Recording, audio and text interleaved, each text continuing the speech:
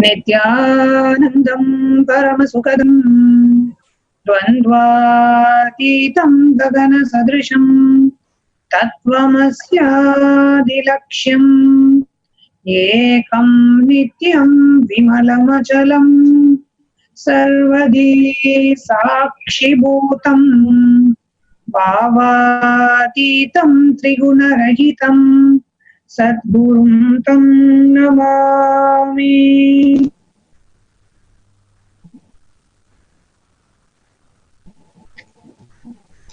Nithyananda, welcoming. Nithyananda.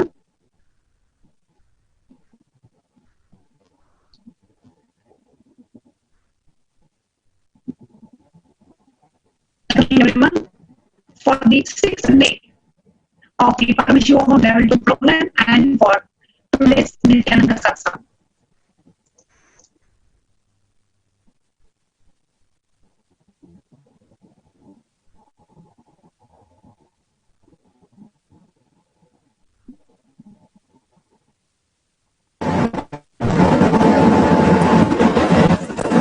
Welcoming everybody for today's Nithyananda Satsang.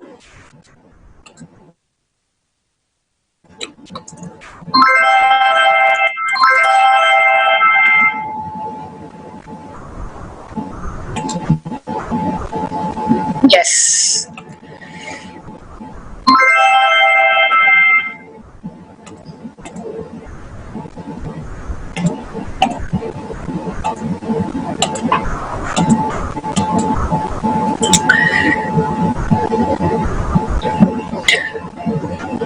Today, as we get ready for Nithyananda Satsang,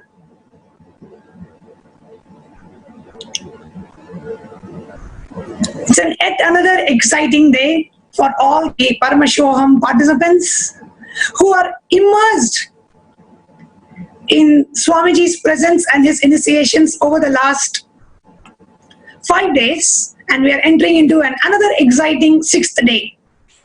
If I can just go over what has happened in the last 5 days of the Paramashivoham program, it is unimaginable. And in just last 5 days, the amount of time Swamiji has spent with the Paramashivoham Level 2 participants, the initiations, the special darshans, and the processes, the alchemy, the super alchemy processes, the Akasha Bhairava process, the Mahabhairava process, the Mahabhairava darshan, and the power manifestation sessions, and making Ganesha consume the food that is being offered, experiencing the power of consciousness over matter, experiencing levitation. Yesterday, we had the participants experience yogic flying and literally experience higher states of consciousness and higher space and higher dimensions of the consciousness, experiencing the vertical time zones. All this in just 5 days. And just for all of us to know about the science of levitation, Swamiji first time announced about the science of levitation 2010, when he initiated a group of participants into this yogic flight. And yesterday, when Swamiji initiated the participants, the power of vertical time zone is levitation. When Swamiji initiated the participants into levitation, in just 1 hour of initiation, we had more than, please understand, this program is being attended by participants in 75 countries in the world. And literally, His Divine Holiness Swamiji, just through his online Divya Sharira presence, sitting across 75 countries, participants experiencing the power of levitation, not even sitting directly in his physical presence. Every day, this program, Paramashivoham Level 2, is creating a breakthrough in the Hindu history. Each and every participant, you are a part of one of the greatest superconscious breakthroughs happening in the world.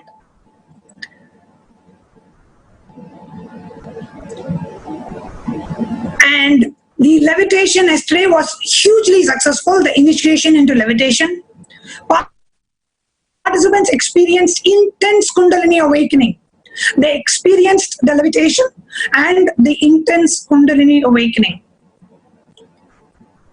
And then towards the second half of the day, we had the extremely powerful intense Dahana Kriya, which is to burn away all the pain patterns, which is to burn away all your root patterns, all the negativity, all the pain, hurt, guilt. Participants went through extremely intense process, and the participation from the participants was so high. They were very, very involved in the process, sitting and going through all their pain patterns, going through the Samskara Dahana Kriya extremely sincerely. And I really want to congratulate and appreciate all the Paramashivoham participants, because the sincerity and the integrity that all of you demonstrated yesterday was amazing. And this is the only thing Swamiji had actually asked the Paramashivoham participants, which is, be involved in every step of the process. Be involved, participate in the program, participate in every process in the program. I will make sure you manifest the being of Paramashiva. So yesterday the participants did really, really well in participating in the Samskara Dahana Kriya process.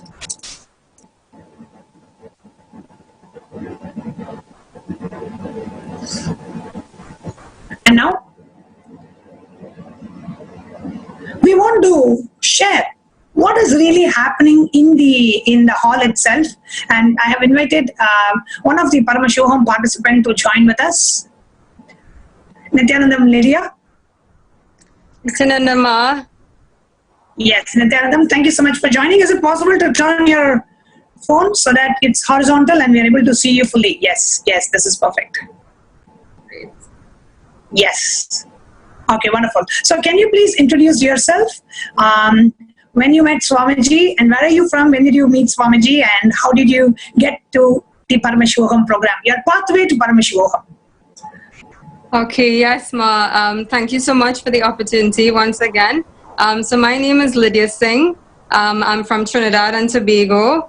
And I was introduced to Swamiji, I'll say, through YouTube back in August 2018. So just about a year and a half ago. And I looked at Swamiji on YouTube for an entire year. I never met anyone during that time. I was just extremely curious. But there was something about the message that he showed and portrayed in that video that really drew me in, and I was hooked. You know, I would spend all my time just constantly looking at Oneness videos and just doing research and just trying to find more and more about him. And it was only in September of last year that I visited the Toronto Adinam. I said, you know, I need to meet more of Swamiji's disciples. I feel a deep, deep connection to be with him, to be around his disciples, his devotees. And just a few days after I arrived back in Trinidad, I saw Manyatma's post on Facebook saying, I'm here in Trinidad. And I said, oh my gosh, you know, this is a sign. You know, Swamiji is coming for me. He's sending his sannyasis, his own, his own embodiment and extension of him to Trinidad. And things just quickly, things just quickly manifested from there. I attended the Kalpataru program, and then the Nithyananda Yogam program, which was just completely amazing and truly transformative.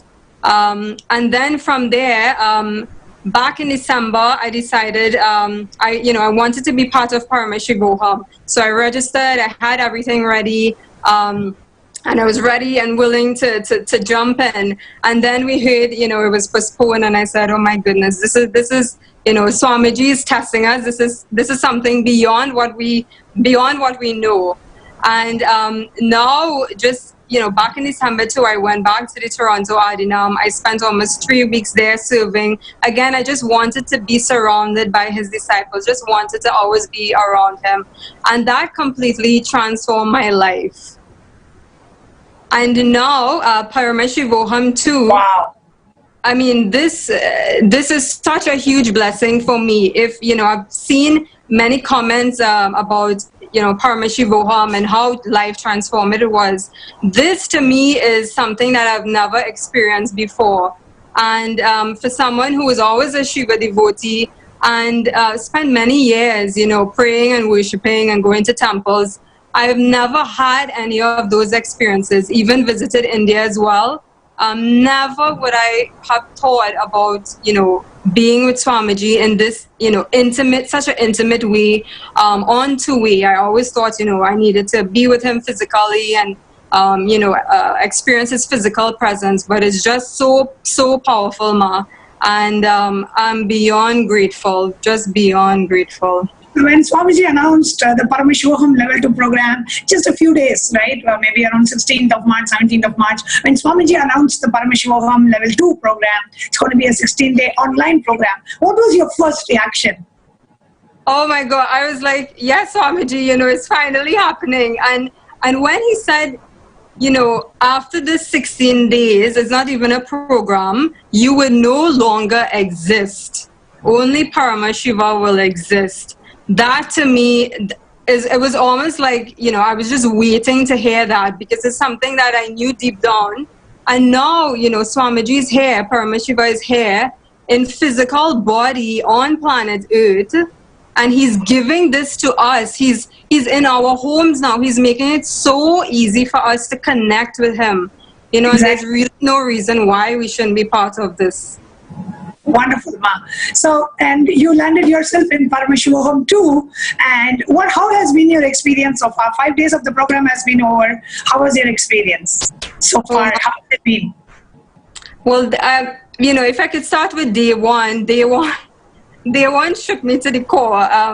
I was completely speechless. I couldn't really explain in words what I was feeling and the experience I had. And every single day is just, one level higher. If you think you couldn't go beyond that, you just completely blissed out, this is it. The other day will come, and then Swamiji will just shower everything upon you. So every single day.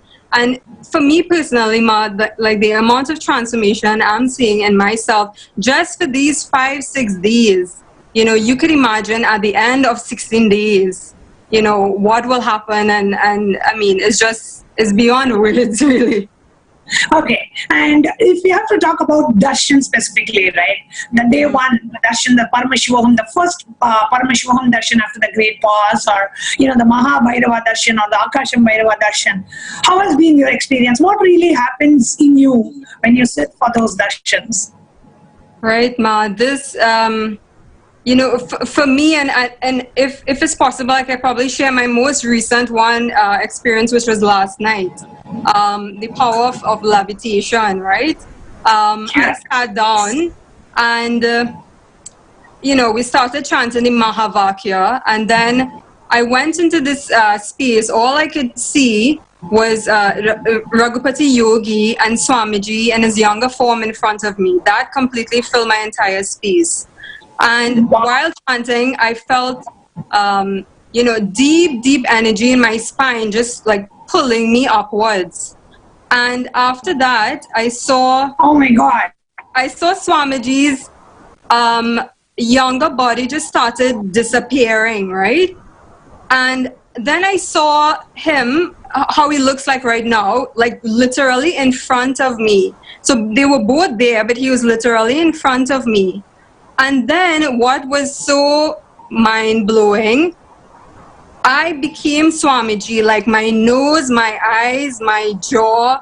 I could feel like his shoulders, his posture, just everything. And I realized, my gosh, I am Swamiji. And it was something I never experienced before. And my eyes, I would see both of my eyes were like focused on my third eye. And I literally just felt this huge pull in me. And then I went into a space of no thoughts. And I was in that space for however long. And then I heard Ma said, share your experience on Facebook, complete the poll. And in my mind, I was like, I can't even, take myself out of the space to grab my phone and do this, but I did it anyway. I just really wanted to stay in that space longer and longer and longer. And, this is just, one of the many experiences, Ma, that I've had. And, it's again, beyond words, just so grateful, Ma. So grateful. If you have to describe something, what was the most strongest experience you had in the last 5 days personally, as you see the transformation that has happened in you? What is that one thing that you would want to share with all of us? What yes, Ma, I think the click is that one transformation that you can really perceivably see in you? What maybe? Okay, Ma. For me, I will say obviously day one was really, really amazing. The transformation, what I see within Ma is that I'm able to connect much more easily to Swamiji, to be in that space of oneness. So even when I'm doing puja, now I just sit down, I close my eyes, and I feel I am Swamiji now. Also, Ma, I'm able to manifest whatever I want in my life very, very easily. So even this Atma Murti here, everybody's probably seen it for the first time. Myself, I only received it this morning, and I just made one call. I said, I'm going to make one call. This person is going to deliver, and that is going to be it. I made one call yesterday afternoon. The person said, yes, I can get it done in a few hours for you. Can you come and collect it 9:30 a.m. tomorrow morning? I said, sure. She said, well, I don't have someone to carve it out properly, but I could find out and I'll get back to you. And within a few minutes, she called back. She said, there's someone who's willing to do it. Just, send the information, send the picture, and I'll get it to you. And so now Swamiji is here with me, my first and very precious Atmalinga. Atmamurti. And again, His grace, Ma. So many things happening, internal, external as well. And it's been a really, really amazing experience so far. Wonderful. It's so beautiful to hear. And in terms of the transformation, in terms of the experience, your levitation and feeding Ganesha and sitting with Swamiji for these processes, how do you feel like sitting with Swamiji in terms of so many darshans, initiations, that's been showered on all of you? How do you feel just being so much with Swamiji? Yes, Ma. I honestly, I had the initial thought was how could I connect with Swamiji on two-way? I mean, I look at him on every night on Satsang, and I connect with him in a certain way. But to me, I still had the doubt in my mind, like, how could I feel this deep, connection with him without being in his physical presence, right? And it's so intimate. When Swamiji said, this is me and you for the next 16 days, it is so intimate. The feeling that you have when you look at him during the energy darshans, just everything, Ma, has just been, very, very intimate. And I would also like to tell, viewers too, if you also had this doubt, how can this happen? How can I connect with Swamiji, without being physically there? Swamiji is physically there with you in his room. And he said that, he's sitting on the chair. He's accepting your offerings. He's physically with us, and you can feel it. So just be very, very open to it and have no doubts. Wonderful, wonderful. And what are your plans after the program? What do you plan to do? So, Ma, this is something very new, and I'm very happy to make this move. I have decided to take sannyas. It is something that oh my God! You wanna come and live with us like one of us? Yes, Ma. I have to thank Mani and Atma and all the other sannyasis who came to Trinidad in September, because I believe, their presence, just seeing them and being around them and participating in yoga and getting to know more about Swamiji, that to me, there was no question about it, because I felt like I was living or that lifestyle for a while, right? But I also felt limited in what I could do. And I also had, how am I going to have a career and also, live this spiritual lifestyle. But then I realized and all of this just happened in a couple of months, really. Swamiji literally cleared my schedule. I had left my previous corporate job. I did a consultancy for 1 year, so I was able to work from home and even, spend more time connecting with him.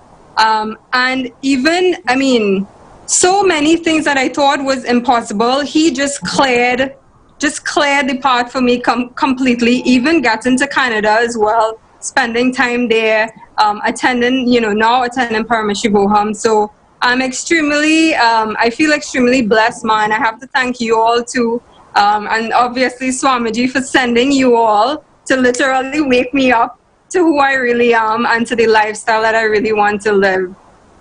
Wow, welcome to the lifestyle of sannyas. And for all the Paramashivoham participants, if you're watching, and if 5 days, so much of energy, so much of life, so much of excitement, if you just feel like so blissful and you're just waiting for the next day and you're just wondering how the next day is going to be. Imagine if this is how your lifestyle is. If this is your day to day, if this is how you feel, that is the lifestyle of sannyas around the avatar. When avatar has happened, living that life around him, where you don't have, this is your life, this is your job, this is your family, this is your team, this is everything. And you don't really have to worry about anything else. That is the lifestyle of sannyas, and I'm thoroughly enjoying it, and I'm so happy, Lydia, you have decided to walk the path of sannyas with the avatar. It is just excitement and more excitement and more excitement, living with Paramashiva.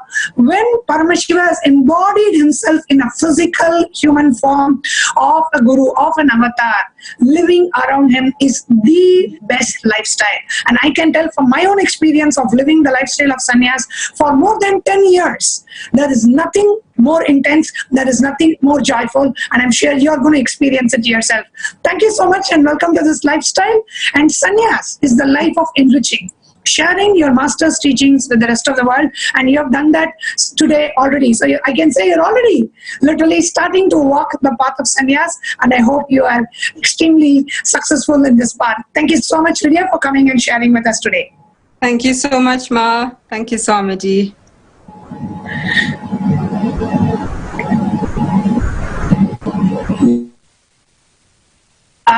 Whenever somebody talks about sannyas or wanting to live the path of sannyas, it just brings so much of joy and fun in each and every one of us. And because of the lifestyle, the sannyas, living with the master, living with the guru, and he literally takes care of everything. He takes care of your food, your accommodation, your spiritual experiences, and blessing you with the ultimate presence, his own presence. And literally sannyas is that lifestyle where how Swamiji is conducting the Paramashivoham Level 2, where manifesting the being of Paramashiva. Sannyas is literally manifesting the Guru. His own energy through different bodies, and those right to live the path of sannyas. It has been a beautiful path for each and every one of us. So I'm so excited that Lydia wants to join the Nithyananda Sannyas Sampradaya, one of the most vibrant, joyful, blissful communities in the world. I can tell that from my own example. So with that, let's enter into what we wanted to share with all of you today, which is about the levitation. Yesterday, we all experienced the science of levitation. We all experienced about, the levitation as an experience with Swamiji's initiation. But what is the science? When did Swamiji revive the science of levitation? I want to invite Nithyananda and Tattapriya to share that.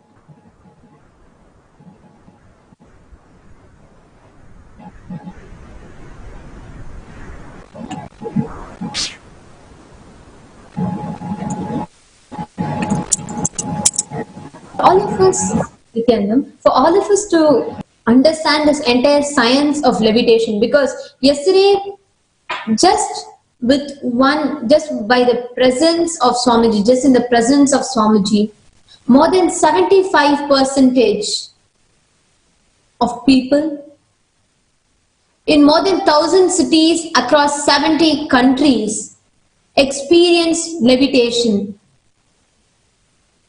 This entire Shakti of levitation, as described by Swamiji himself, is basically unleashing your inner potential energy. When the weight, Swamiji beautifully describes this, when the matter, every thought in us is matter. It has weight, it occupies space.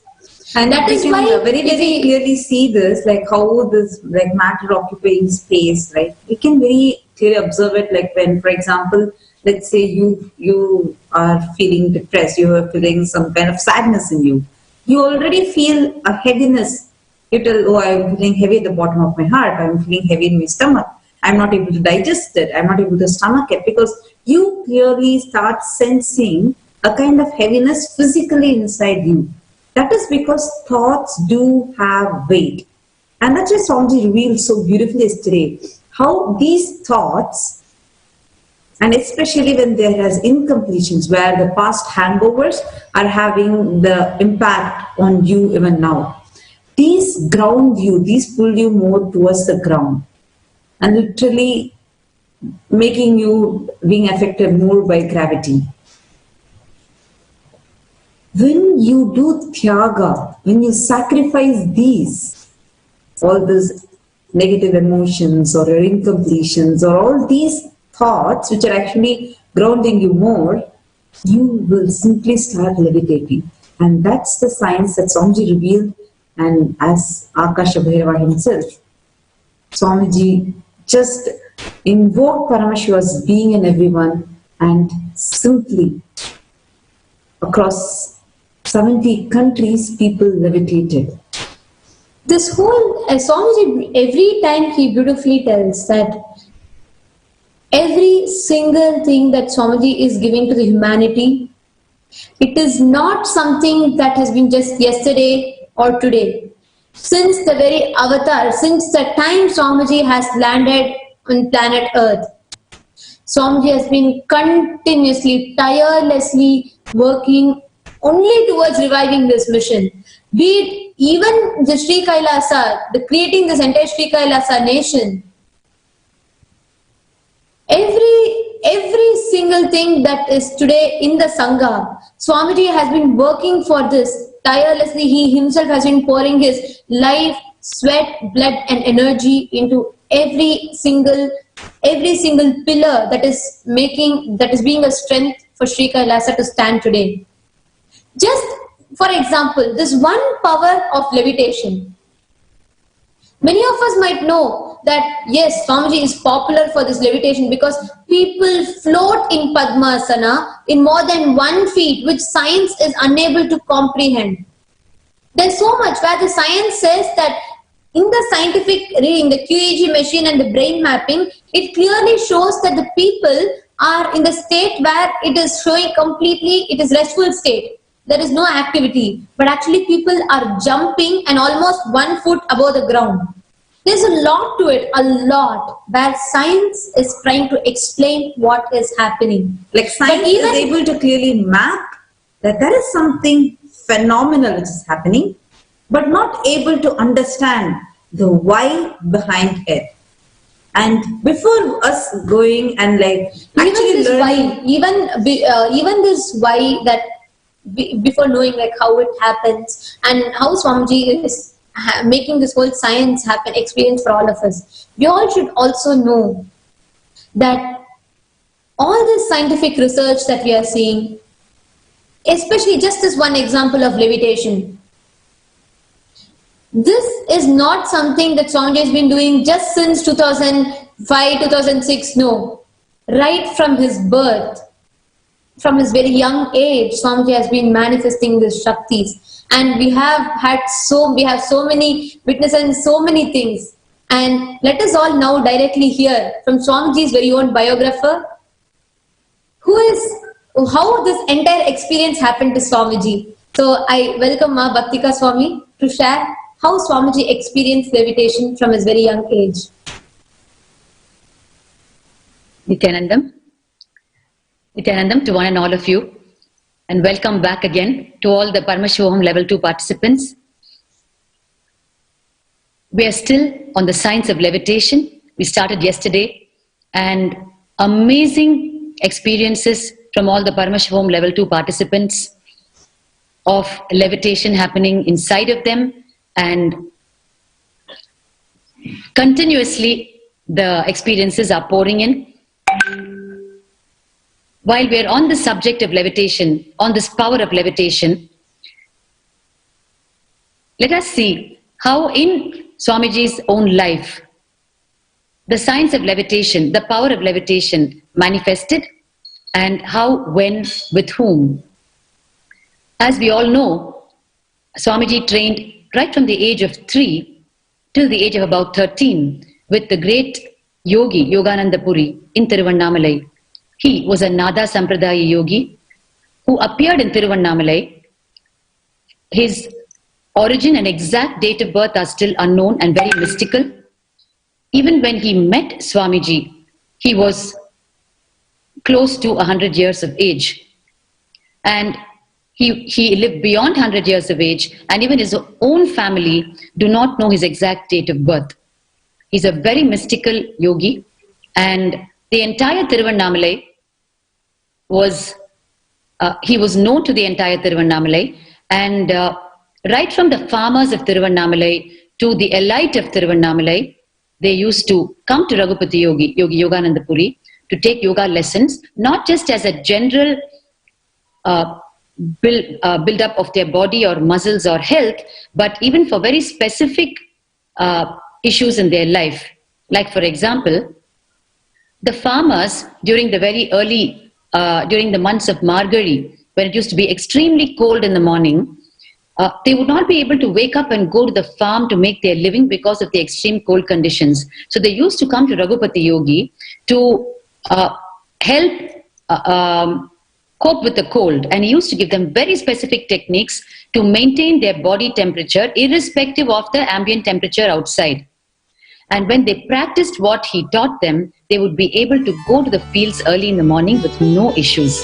So Raghupati Yogi was his contribution in the area of yoga, of Aushadha, the science of infusing energy into sacred herbs to make them healing, and in the science of power manifestation itself, his contribution in these fields is immeasurable and cannot be told, because those are the days when these mutants existed and they served selflessly, unfortunately not documenting any of it, not patenting any of it, not demanding any rights for any of it. They just believed in one thing: knowledge is free, which is one of the fundamental principles of Sanatana Hindu Dharma. Knowledge is free. And therefore, much of the story goes untold, because there becomes no need for documentation when knowledge becomes free. So Raghupati Yogi is a great mutant and yoga guru from Tiruvannamalai, and of course he's part of the Avatara Leela, and his role in the Avatara Leela, his advent on the planet itself, is orchestrated by existence to play the role of the yoga guru for the incarnation when he lands in 1978, assuming the human form. And therefore the yoga training started at the age of 3. And it happened in the Kritika Mandapam inside the Arunachaleshwara temple.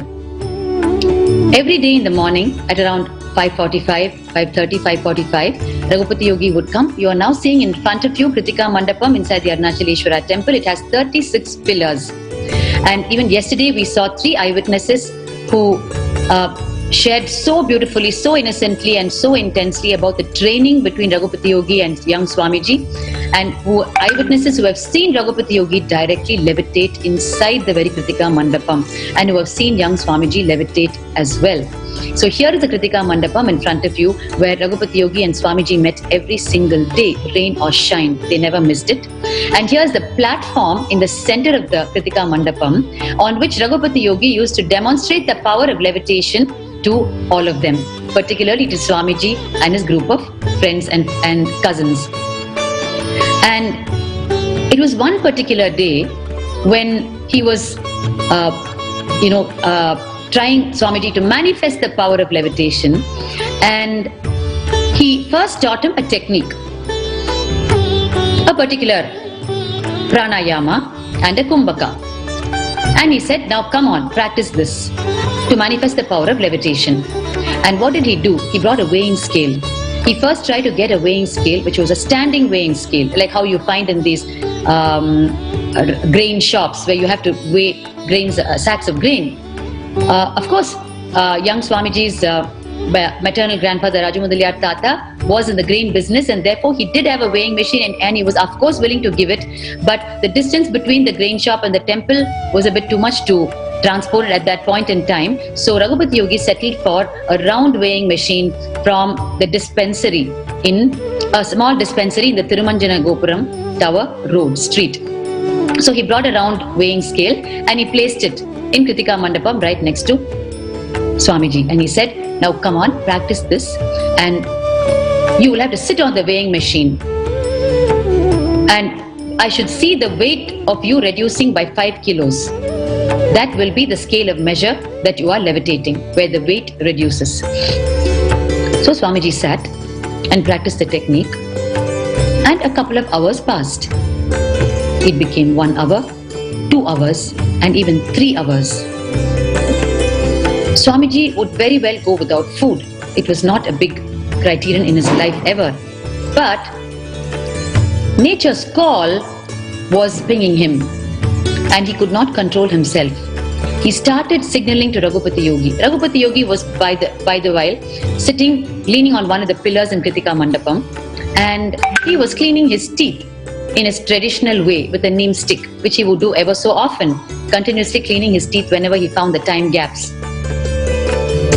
And he was sitting in Kritika Mandapam doing exactly that, leaning against a pillar. And Swamiji signaled to him with his little finger, which is how they used to signal in school those days when they had to attend to nature's call, because it was considered a little embarrassing to verbalize that you want to use the restroom, so they would only signal with a little finger. So he was signaling to him, and Raghupati Yogi decided not to take notice of his signal, and he continued cleaning his teeth, just making a sound ah as an acknowledgement that he had seen the signals.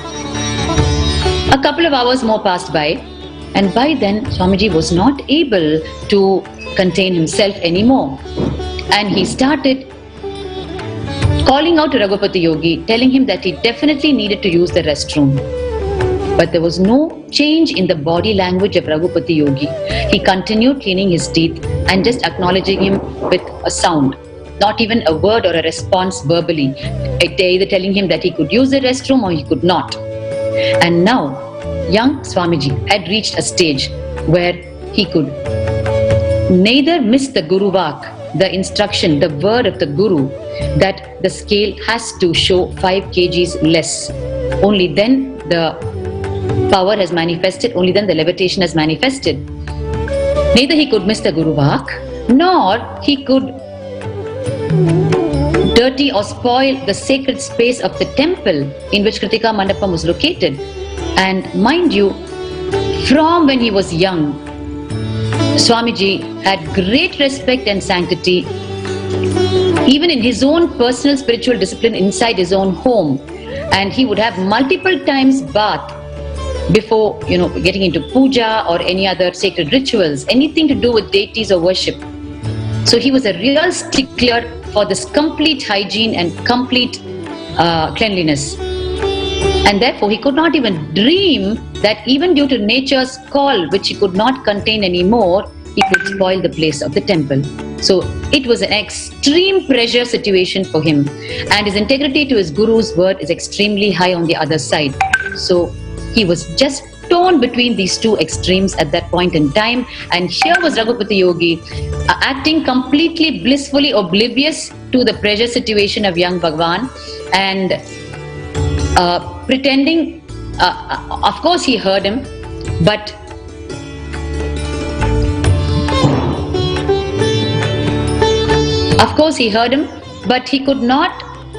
he was not showing back any response which was of any use to Swamiji at that moment. So it was extreme pressure situation where he could neither miss Guru Vak nor he could spoil the space of the temple. Finally, what he did, of course he was in Kritika Mandapam, and in Kritika Mandapam you can see a very beautiful Muruga deity, Lord Muruga, Subramanya, the very son of Paramashiva. Inside that Mandapam, you're seeing the deity in front of you now. a beautiful Muruga deity standing on the peacock. Peacock is his vehicle. You know, each Hindu god and goddess have their own vehicles called Vahanas.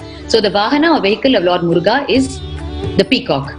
So this beautiful deity is in Kritika Mandapam, where Swamiji is right now facing this pressure situation of sitting on the weighing scale, and the only thing Raghupati Yogi is asking him is, has the scale shown 5 kgs less? That's all. And he's continuing to clean his teeth. So in this situation, Swamiji finally decides, now neither can I miss Guru Vak, nor can I spoil the space of the temple. And he looks at the Muruga deity and he says, Muruga, I surrender to you. Let whatever happens, happen. And he lifts both his hands and he does the kumbhaka, pressing both his nostrils, the way Raghupati Yogi taught him. Because in the past probably, less than an hour or so, he had stopped doing the technique because he could not even do the technique because of the pressure situation he was in. So finally he decided, he lifted both his hands and just did the kumbhaka that Raghupati Yogi taught him to. And he completely surrendered to the Muruga deity in front of him and just called out Muruga's name. He just said, Muruga, let what is to happen, happen. And as he did the kumbhaka, the entire body became light and floated, and the scale showed not 5 kgs less, but the scale showed 0. And there are eyewitnesses to this. From this incident, there are multiple takeaways for us.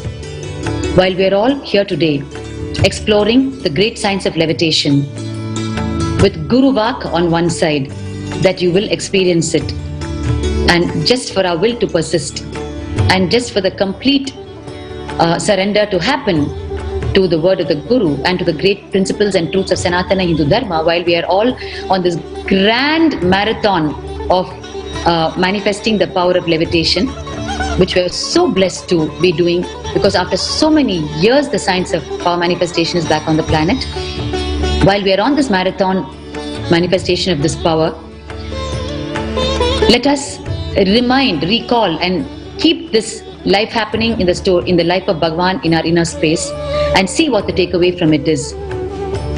There are so many ways in which we could interpret this, especially in the modern day world with the binary logic. The fact that Raghupati Yogi did not allow Bhagavan even to attend nature's call, and he just pretended to be brushing his teeth, as though he's not even cognizing what he's saying, as though he doesn't even understand the pressure. Of course he understood, but his body language was such that Bhagavan was wondering why he is not responding to him.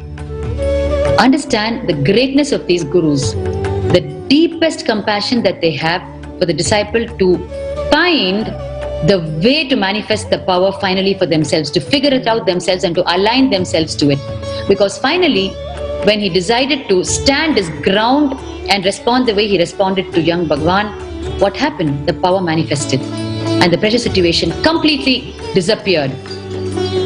For that intimate relationship between the guru and disciple, where the student, the disciple, neither looks at it as a torture or as a like in today's modern world, I'm sure a pedophile or a child abuse case would have been filed against Raghupati Yogi. That is what we're seeing happening around us today, which is such a great loss to humanity, the way the whole mental setup of human beings has degraded to. Probably a child abuse case would have been filed on Raghupati Yogi, but the intimacy and the depth of relationship between guru and disciple in this incident needs to be internalized by each one of us, where Raghupati Yogi knows and he's so confident the result will manifest, and he has the liberty to take with the disciple. He knows the disciple is not going to misinterpret or misunderstand him, and the disciple will not get back to him with vengeance or violence or misunderstanding. And the disciple, young Swamiji in this case, doesn't miss Guru Vak, doesn't form any other opinion or judgment about the Guru. He only persists and only pushes himself to find a way to manifest the power. He looks at the Muruga deity, takes the help of the Muruga deity. All the deities are only there for us to take our help to touch the ultimate oneness with Paramashiva in us, and he does exactly that. He neither misses the Guruva nor he spoils the place by professing nature's call. He takes the exact correct route. He just surrenders to the deity he sees in front of his eyes and said, let what is to happen, happen. I will neither to miss this nor miss that. And then the power manifested. So this is one of the most beautiful, like extreme stories we can think of in our, continuously remind ourselves with when we're faced with situations which will definitely not be so extreme in our life, because we have the presence of Swamiji, who is Paramashiva himself and who makes it so, he's so compassionate that just little will persistence is enough on our part. We don't have to push ourselves to the extreme situation that he has faced ever so many times. He has subjected himself to such extreme situations so that the 100% scale is already demonstrated to us as possibility. And therefore, when he demands the same of us for our own experience of oneness with Paramashiva, we already have the 100% scale. Therefore, if we just do 10%, it is enough. Because he is there waiting for us only to at least align to that 10%. Because with that, he knows we are ready for it, we want it, and we're willing to receive it. That's all he needs. So he doesn't even require us for that 100%. He has demonstrated with 100% in every situation in life, so that the full scale is available for us as reference. And his expectation of us is not even 50% of it. So with that understanding today, from the very Atma Pramana, from Bhagavan's life, let us enter into the marathon of manifesting the power of levitation again today, along with whatever else Bhagavan has in store for us during this grand happening of Paramashivoham Level 2. So I thank each and every one of you. And let us once again connect with oneness to Swamiji, with the avatar, with this great happening in our life, in every situation, and continue to experience oneness in our lives. Thank you, Nithyanandam.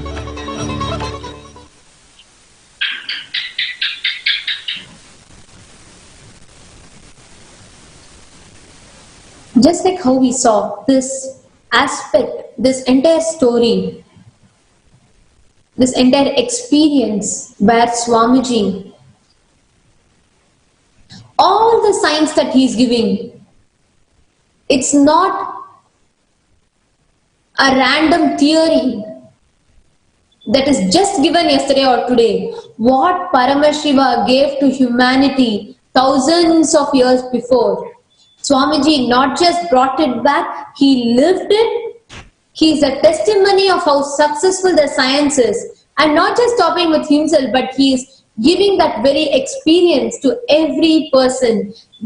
Actually, all the participants that manifested yesterday, each of you are a witness, each of you are a testimony to this science, the reality, the truth of this science.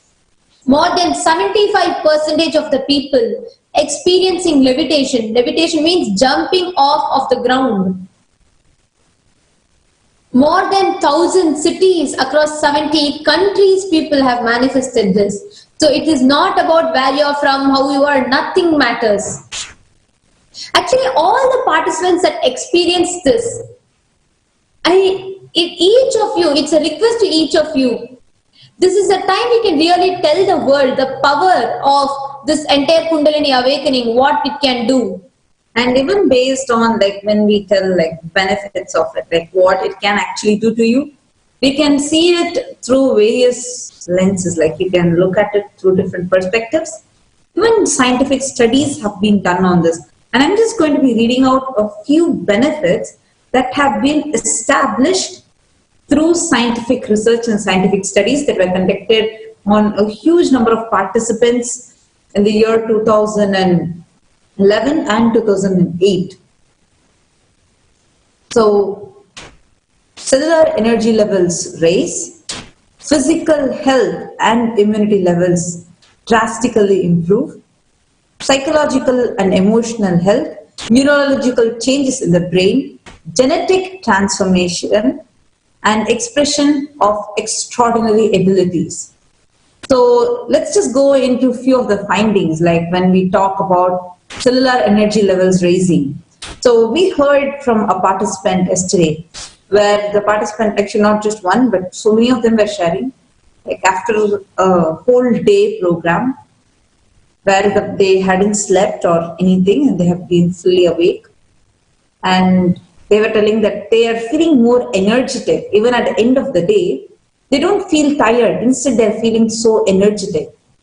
So when we just mapped it back with the data that we got after some scientific research, we found out that the mitochondria, like which we call as a powerhouse of the cell. So the mitochondrial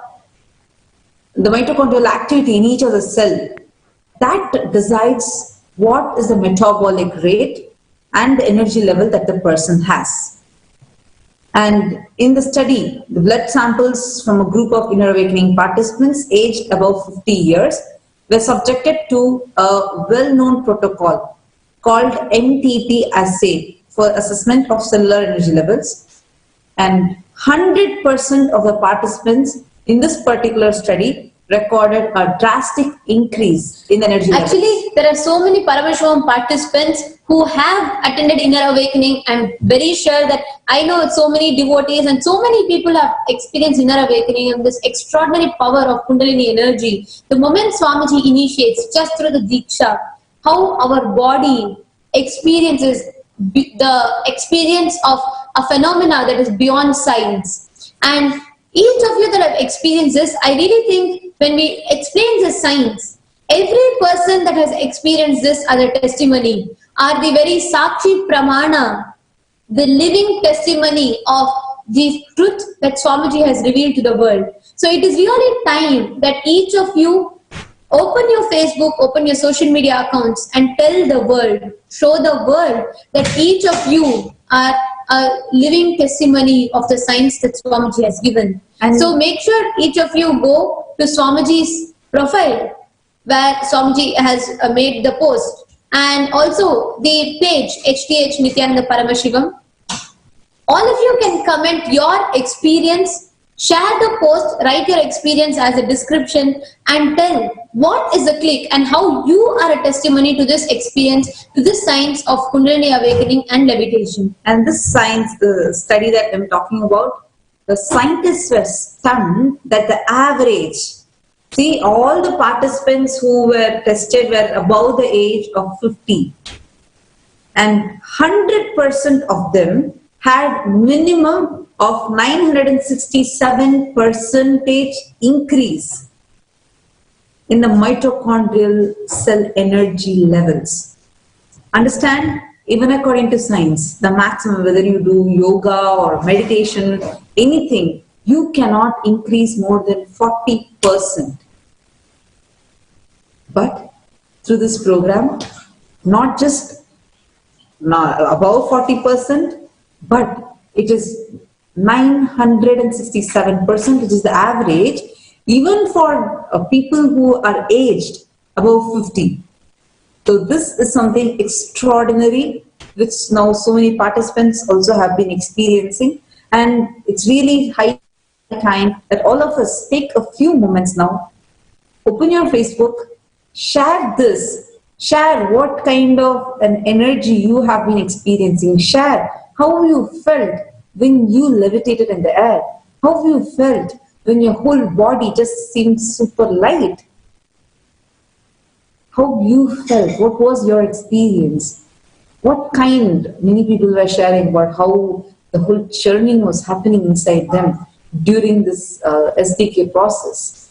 It was so exciting to listen to so many experiences just being shared by people. And you all can become the doors through which Paramashiva flows through and reaches out to all those beings who are just waiting to connect with him.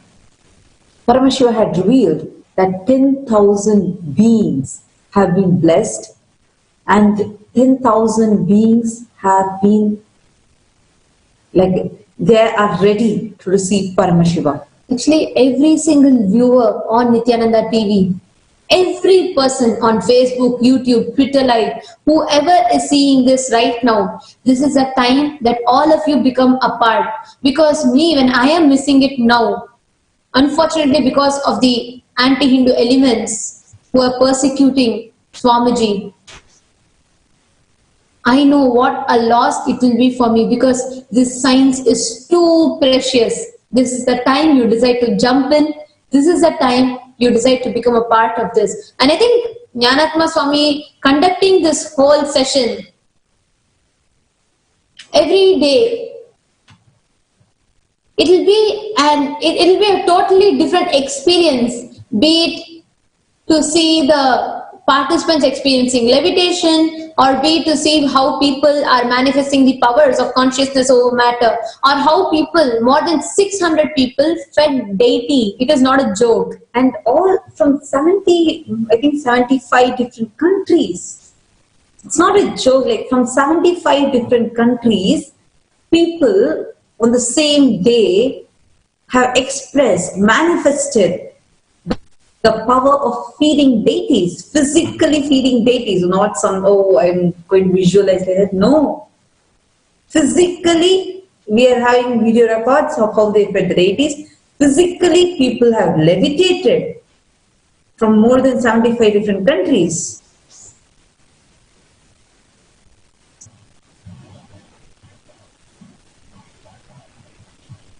So this is something like extraordinary which is happening, and we request all of you to take a few moments and actually share this.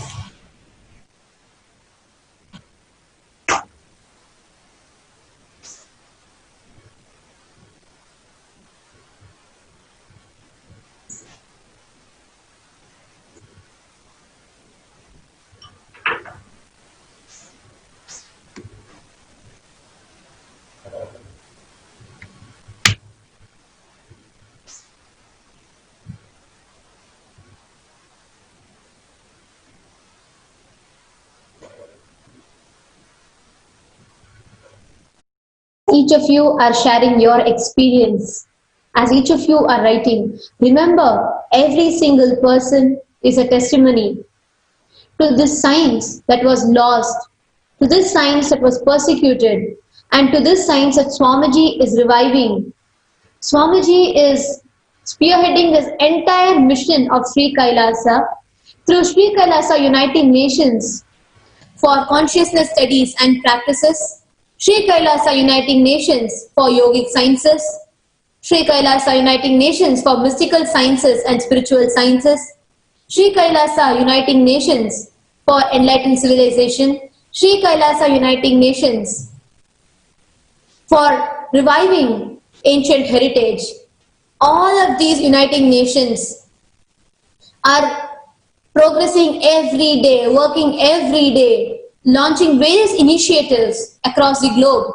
And all these Sri Kailasa Uniting Nations, in collaboration with Sri Kailasa's Pontiff, Department of Education, have launched various different initiatives to the world, one of which is also Paramashivoham Level 2, which all of you are watching right now, which all of you are experiencing right now. Actually, when we are telling about like people sharing, right? I just wanted to tell, like, because people are talking, so like many people feel from different ways about this sharing, etc. I just wanted to remind each of you, how do you all feel about the person through whom you got connected to Swamiji? How do you all feel about how, like, when you remember that one post or that one flyer or that one video which you accidentally stumbled upon, or something that led you to get connected to Swamiji? Personally, every time I just remember the person who introduced Swamiji to us, who, like, literally, they became the medium for Swamiji to flow through and just connect us with him. I feel so sweet from the bottom of my heart. Every time I see them, I'll keep thanking them and I'll keep telling, it's just because of that one day you came and spoke to us, and see, today this is where we are. it's too sweet to even like just remember about that person. And I have got like when each time I share my experience about how it is, like whether the life with Swamiji or living the sciences that he's given, when I share this with people, and when they actually get connected because of that, when they actually participate in a program, and when they see the results, the phenomenal transformations that happen in their lives, it feels too sweet the way they respond back to you, or like the way they connect back to you. It just makes me feel like, wow, I can also be a medium through which Swamiji can flow through and reach out to so many beings. And that feeling you get, it'll feel more of like strengthening you, strengthening the connection that you have with your Guru, strengthening your experiences itself. I've seen many times when I have some spiritual experience, and when I share that with people, when I share about it, maybe doing through a video or through a post, next time when I'm faced with a similar situation, immediately that powerful cognition just comes up, and I manifest the same thing in my life. Like for example, when I for the first time when I experienced the miracle, when I wanted to attend the inner awakening, where I had no passport, no money, and nothing with me, and just through pure intention, the whole program manifested. I kept sharing it with so many people, and so many people were able to click with it, and they were able to manifest for their programs too. Next time, when a similar situation, like I was faced where I didn't have a ticket for me for travel, so I had to book multiple tickets, and all the tickets were showing full. Immediately, this experience just came to my mind, and that whole powerful cognition came up and manifested into reality. Actually, the power that we have when we continuously talk about a particular experience, when we share it with another person, it's just like you are investing in your bank, literally. Because everyone is a part of you. When people are around you, they're all your own extensions. When you have the experience within yourself, in a few days, it just goes away into the carpet. Like so many other things happen, and you forget that such an experience that even happened to you. But when you share that experience with multiple people, it stays within each of them and just reminds you at the right time. And using that powerful cognition manifests as a miracle for you in your life. Actually, when you were how you were sharing about the Kundalini awakening and how the experience is helping us to have a strong, powerful cognition, here everyone, all the viewers would have experienced the levitation, the Kundalini Shakti in their life. Because before coming to Swamiji, even I was there in different this thing. Same, the levitation we would have known about the 7 chakras in our body and we would have experienced. But here, Swamiji is not only making us to experience the levitation power, not only to experience the Kundalini awakening, Swamiji is taking us to the next level. How to balance and permanently use this Kundalini awakening to manifest the powers, to manifest all the Shaktis. The only thing which we need to do to experience the Kundalini Shakti is to do Tyaga to all the right, wrong, good, bad, all these thoughts. We just need to digest and do Tyaga and renounce the fear, like how Mahabhairava is doing. So here Swamiji is just requesting her to allow the initiation to happen within us. And do not expect which one to happen in us during that initiation. Just be relaxed, like how you will be like if you're having some incompletion. If you just go and lie down on your mother's lap, how you will feel. Exactly that same way, we just need to be relaxed and allow the initiation to happen within us. And do not expect which one to happen in us, because he knows better than us what needs to be inside us, and which one need to be open the Shaktis. Everything Swamiji is guiding us step by step. And the only thing Swamiji is asking us to do, just come with me, step by step. I will make this into powerful cognition for you and break all the obstacles in our life. And I will take you step by step. Like in how Swamiji was sharing in yesterday's satsang, we just need to do Tyaga. Only Chandala, they will always wanted to be in the space of the lower consciousness state. And they'll always will be judging the thoughts, whether this is right or wrong, and the bad or good, or they will just start enjoying the worries, the powerlessness.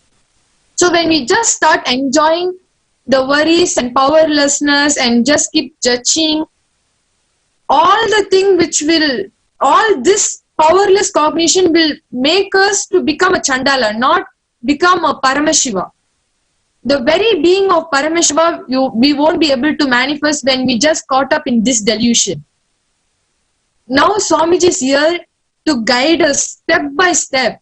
Which one need to be dropped? What kind of cognition we should have? And what space we have to carry in each and everything.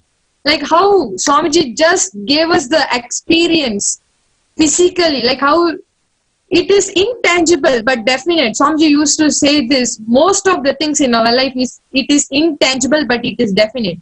But in our, like just through just front of our eyes, by us, like we are just feeding Ganesha and he's drinking.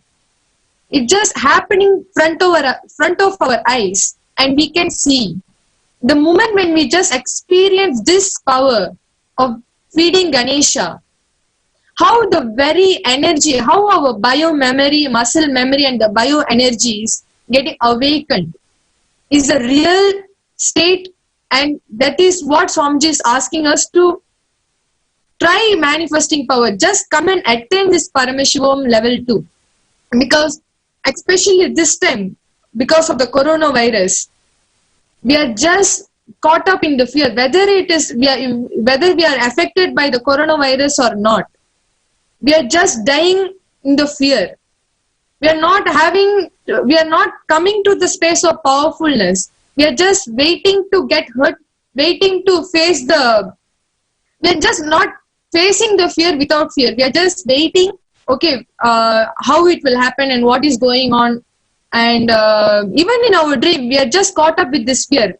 Swamiji is just helping us, holding our hand, guiding us step by step how to face the fear without fear and what we have to do. The only thing is Tyaga. We just need to do Tyaga to all the right, good, bad, wrong, all this powerlessness thoughts, all these worries. Only when we just take this one simple step, he will just radiate. And it will be very easy for us to manifest whatever we want in our reality, in our life. This is not only for us, this is for the whole universe. Swamiji is just requesting and helping. Even Swamiji is doing Pachipati Vratam just to help the humanity, just to stop this coronavirus. And this is the right time that we have to put our feet and just enter the door of Kailash to experience the being of Paramashiva, the being of Mahabhairava. So I'm requesting all the viewers, all the living and practicing Hindus to just, for you and for your family and for the whole world, the only thing you can do is do Tyaga. And please register yourself to the link. Here the link has been projected in NTV Live, Paramashivoham.org/level 2. So kindly requesting everyone to register. Please do not wait. when you just take one step, Swamiji will take 1,000 steps for us to manifest what we want in our life. Especially this time, we are all the living Hindus and all the Hindus, we just need to decide for us, for the world, and for the whole humanity to experience the happening. And thank you so much, Nithyananda. Yes. Dear viewers, we heard so much about Swami science of levitation, the science of Kundalini awakening. I want to share with all of you that this science, directly from the ancient science of Sanatana Hindu Dharma, was revealed to the world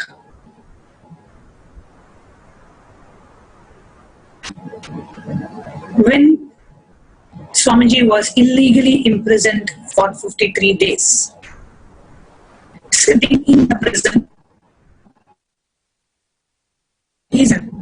but just for the fact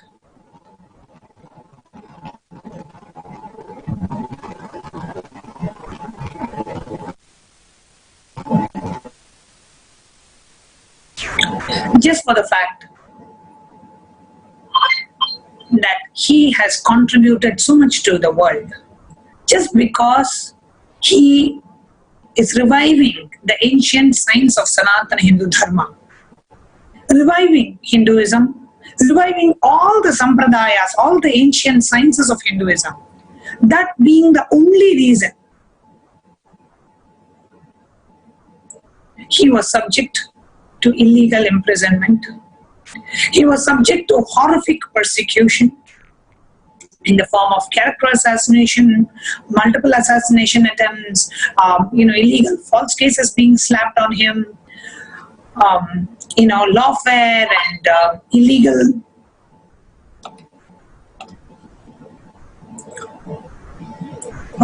destruction of his monasteries, temples, abusing his sannyasis. This is what the world has done to the avatar. In spite of all the persecution, the attack on his very own life, even when the world is persecuting him, sitting in the prison due to illegal imprisonment, His Divine Holiness wanted to see how much more can he contribute to the world, how much more can he do to the world, what more sciences can he revive. He revived the entire science of the ancient science of yogic flying, levitation, and as soon as he got released on bail, Swamiji conducted a 48-day free program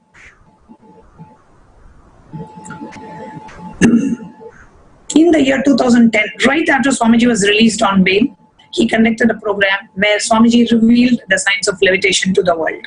And that program is called the Living Enlightenment Process. One of the most powerful and successful programs ever conducted. Now, being in the illegal prison for 53 days, right?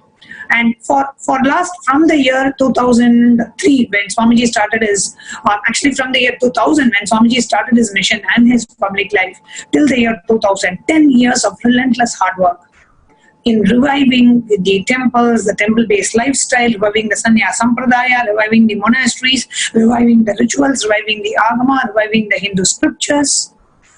10 years of relentless hard work from a single man to creating a spiritual empire all by himself in just 10 years. Because of his enormous growth and the work that Swamiji was doing in contributing to humanity and reviving the Sanatana Hindu Dharma, he became the target, the prime target of the anti-Hindu elements who slapped him with media, character assassination, hate speech, morphed videos and whatnot. false cases, which led to his illegal imprisonment for 53 days. Not just facing all these attacks, taking it on him, he wanted to continue to contribute to the world. Even at that time, even when the world was persecuting him, even when the world was attacking him, character assassinating him, slapping him with hundreds of false cases, illegal charges and all of that, sitting in the prison, I don't know whether to call it fortunate or unfortunate, opportunity to meet Swamiji in the prison. When Swamiji was illegally confined, I was one of those who went and saw Swamiji in the prison. I was living in the Adinam at that time. None of us could just take that scene. But even as I entered the prison, that prison was just vibrating with his intense presence. As I just entered the prison, I felt like 1,000 energy darshans is happening inside me. That was the space in the prison cell that Swamiji was confined, illegally confined to. And Swamiji shared with us a few of the Adinavasis who met him in the prison. He shared that I am reviving the science of levitation and the science of Hatha Yoga, and I will be bringing it out to the world once I am out, once I am free from the illegal imprisonment. And as soon as Swamiji came out of the illegal imprisonment, he announced a 48-day program where he revealed the science of levitation to the world. So this whole science of levitation happened when Swamiji was illegally imprisoned. Swamiji only said one thing: even if the world persecutes me, I will still contribute to them, because that is my mission on the planet Earth.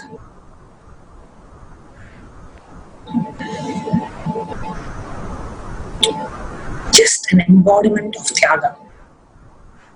Going through all this for absolutely not one single gain. He doesn't have anything to gain, but other than to help each and every one of us experience that each and every one of us are Paramashiva.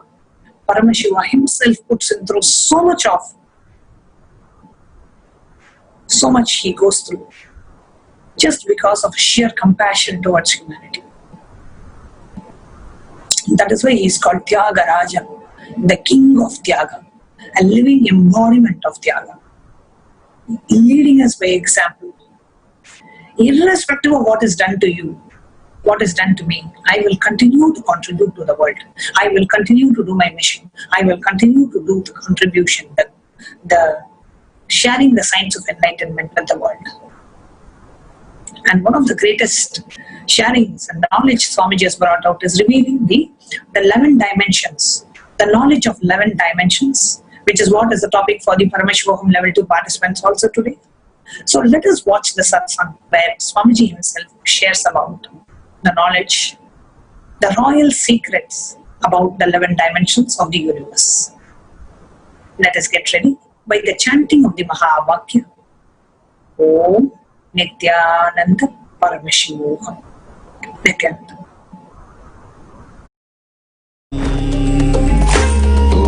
Om Nithyananda Paramashivoham. Om Nithyananda Paramashivoham. Om Nithyananda Paramashivoham. Om Nithyananda Paramashivoham.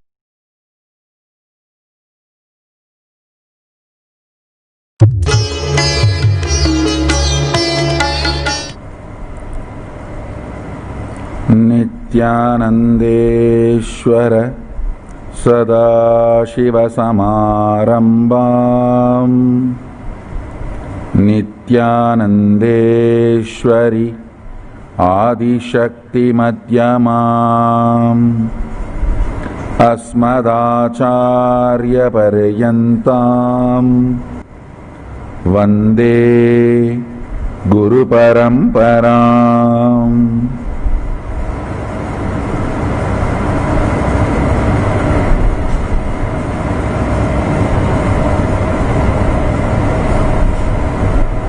I welcome you all with my love and respects.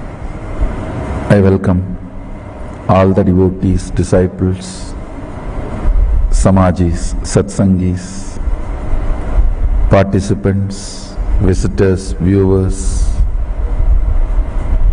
sitting with us all over the world for this program, Experience Kailasa.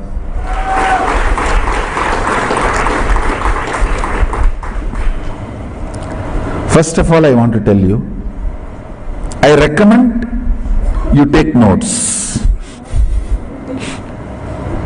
And I also allow anybody to video record, audio record.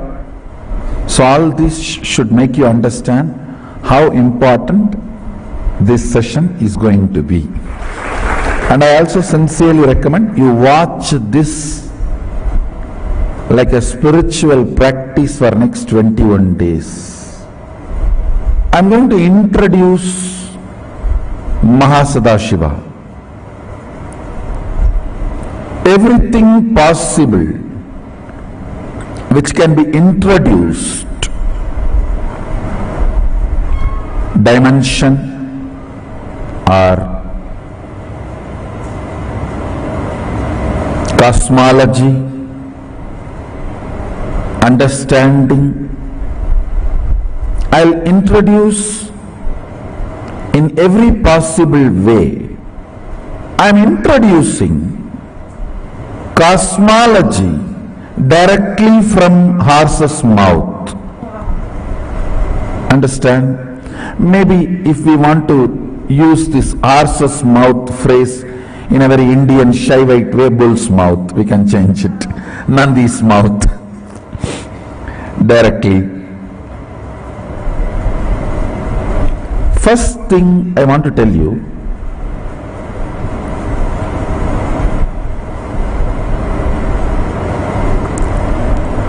people feeling, oh, these big concepts, ideas, cosmology, all these are not for me. This idea is not cute. Please understand.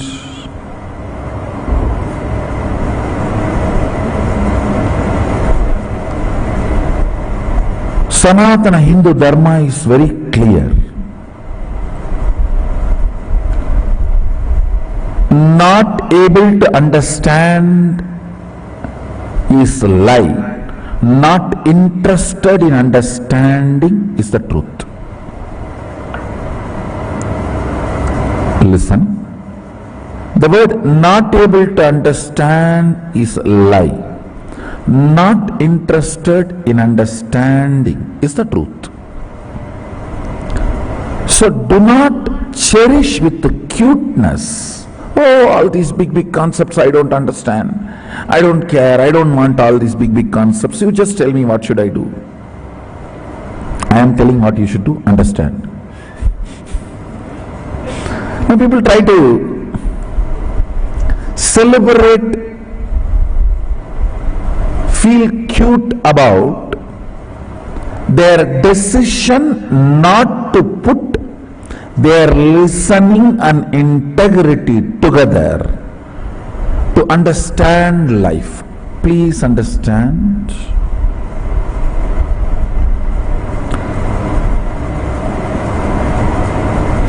If you are in this cosmos, you need to understand this cosmos, and you are equipped enough by Sadashiva to understand this cosmos.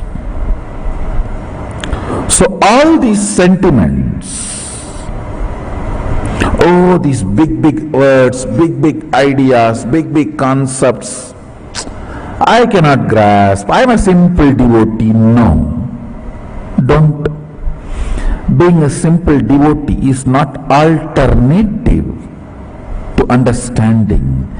You will be a simple devotee only if you understand the cosmos, not otherwise. Ignorance is not celebrated in Hindu tradition. Ignorance cannot be the quality of a devotee. Many times I hear this argument, "Oh Swamiji, I am a simple devotee. You just tell me what should I do. I cannot understand these big words, cosmology, cosmos." No. If you are a simple devotee, sit with integrity and your simplicity, you will understand exactly what I am talking and you will experience it now. I am introducing Mahasadashiva as he himself introduces himself in Vidya Pada of Agamas, and I have some of the interesting articles by modern day researchers. In the modern day, some people are trying to research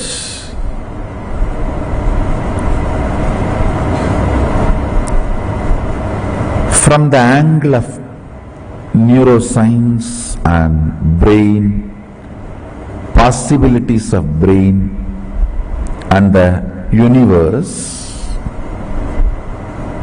I have a bunch of resource, a set of articles. I will highly recommend all of you read all these articles today after this session. So please read these articles which I am recommending.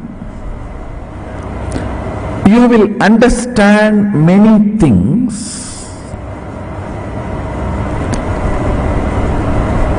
in the language you cognize.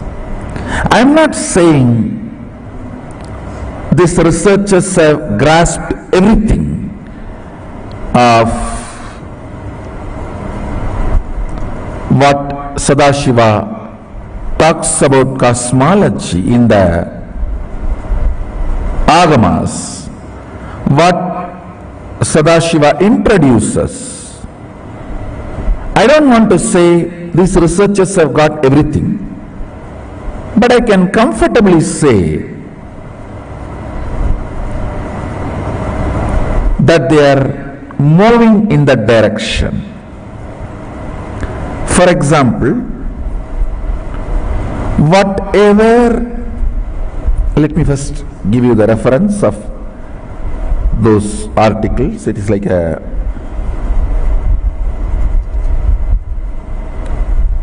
Science Daily, Science News, Multi-Dimensional Universe in Brain Networks.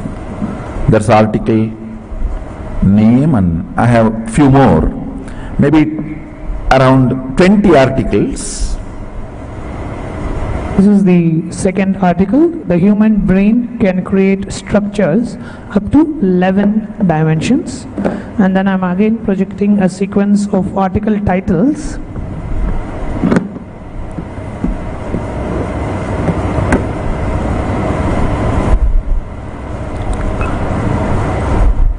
The next is multi-dimensional universe in brain networks. You can actually take a screenshot of the screen here.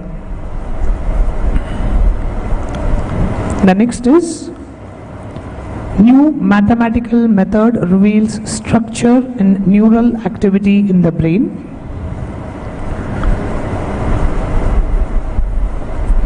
Mathematicians help unlock brain function. Multi-scale computational model sheds light on embryonic development. Cold Spring Harbor team to use $2.7 million NIH grant to map long-range neural projections. Researchers propose sequencing-based approach to map all neuron connections in the brain. Now I want to tell you, first I wanted to express my appreciation for these researchers putting their knowledge and intelligence, time, energy and integrity in this line.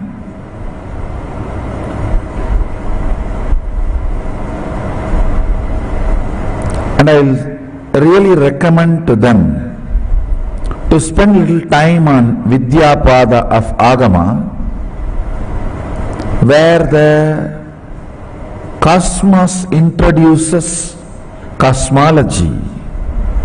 Mahasadashiva talks about cosmology. It will really be wonderful that they will be helped in their research. They will know which direction they should look, towards which direction they should look. Okay, now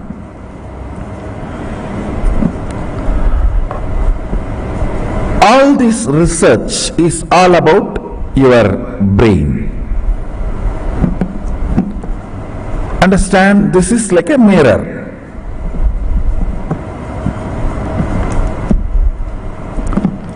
This is the mirror in which the cosmos reflects, and this is the organ. I can't even use the word organ, it is little more than organ.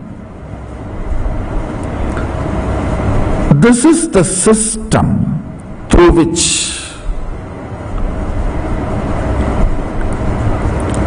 you are perceiving the cosmos, universe, existence.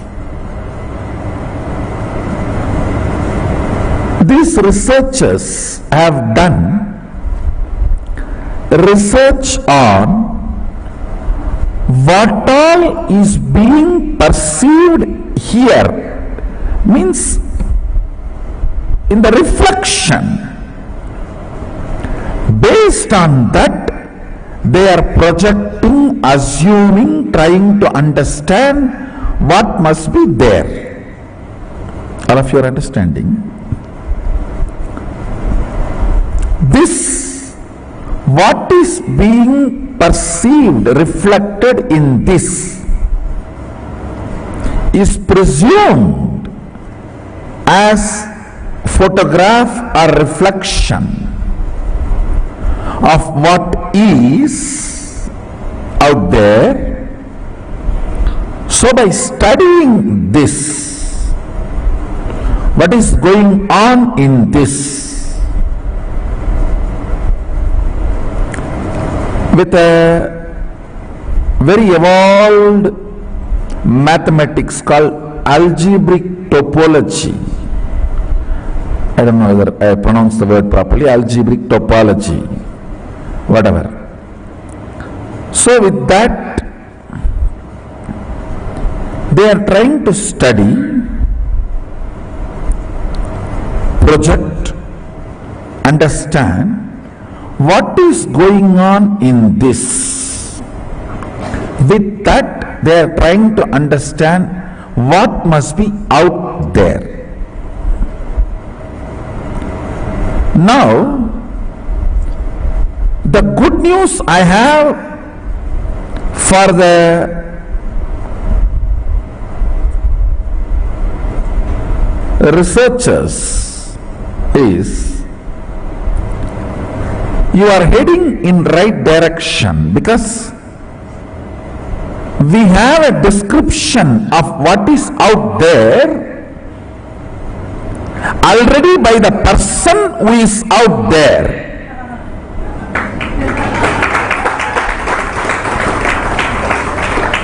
We have description, a very elaborate and very detailed, Bhur, Bhuva, Suva, Tapa, Satya, all the lokas and dimensions. We have description by the person who is out there about what is there. Your algebraic topology, which they are trying to use, which acts like a telescope and microscope together. Understand? Algebraic topology is like a telescope, can project into the space to study the Big Bang and black holes, and it can be microscope, can be zoomed into inside a forest, a python hiding in the hole of a tree, and the blood group of that python, whether that python has some bacterial infection. It is like it can zoom into the networks. Understand, this algebraic topology is a very sophisticated maths they use, which behaves like telescope and microscope together. And with this, they are studying what is happening here. What is happening here? Roughly, I will equate this as a pindanda. And what is happening there is Brahmanda. By studying the pindanda with algebraic topology, scientists, researchers are trying to understand multi-dimensions of the universe. Listen.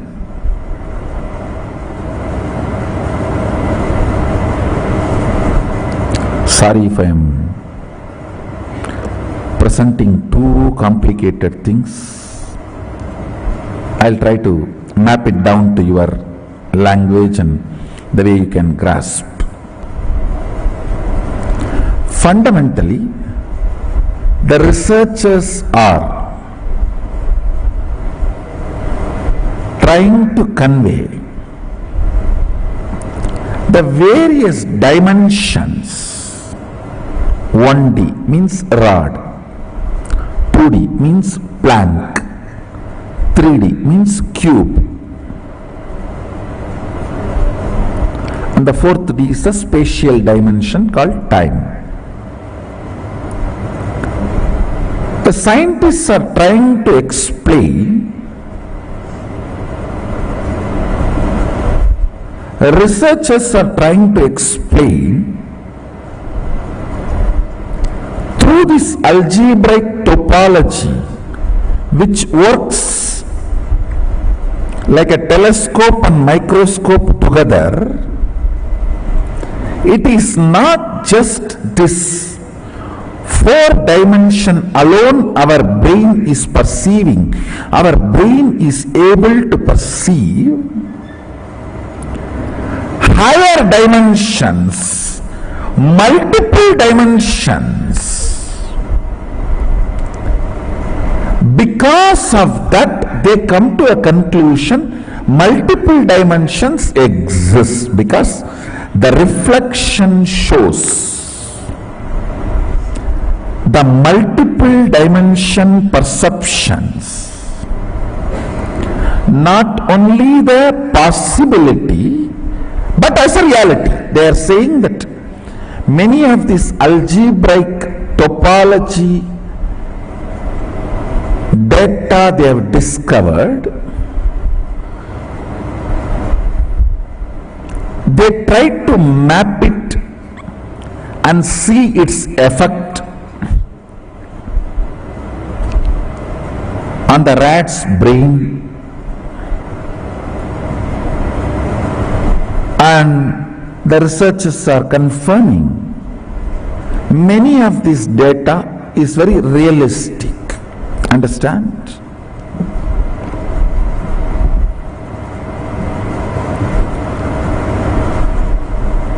This is where I wanted to suggest to them. One, please study Vidya Pada of Agamas. You will have lot of input, support and direction. That is one. Second, if you are really interested only in research, if you are not interested in any vested interests, come.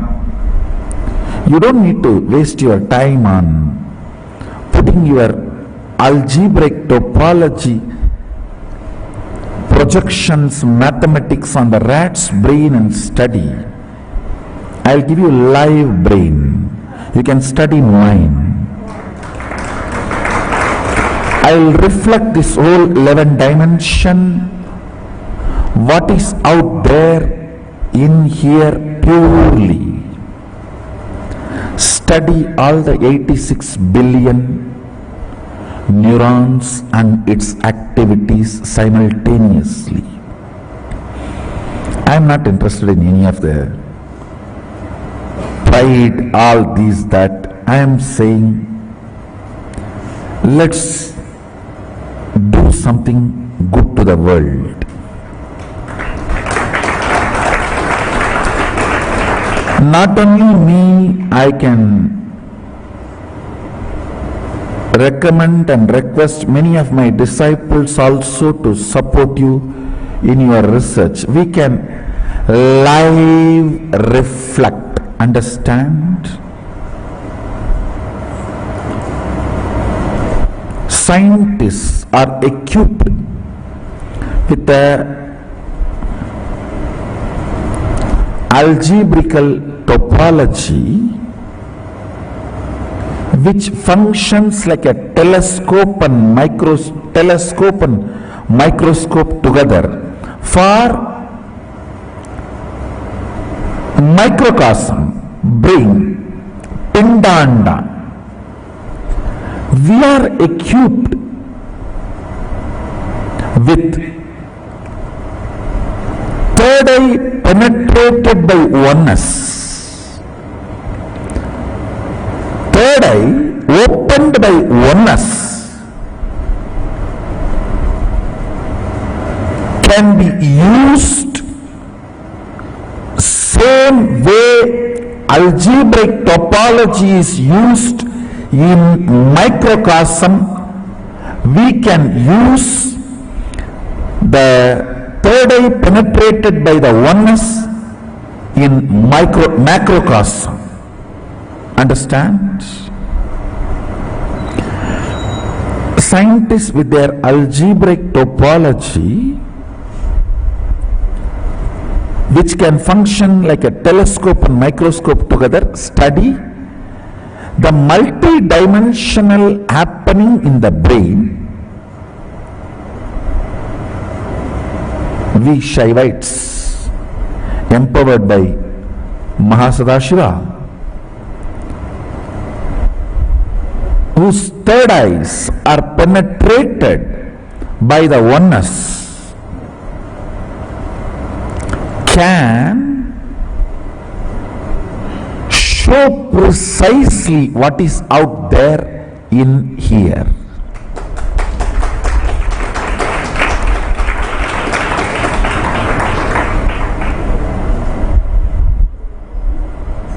All of you are able to understand. In the macrocosm, brain, algebraic topology helps like a telescope and microscope to study what is going on in this. With that only they are coming to many understandings. I am telling them, please come here. We have cosmic algebraic topology, third eye penetrated by oneness, which can function a cosmic telescope and microscope together. I can project and tell you precisely what is happening in the sun now.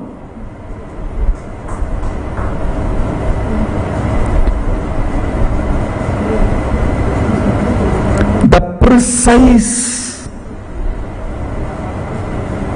temperature change or precise happenings of the sun and precisely what is happening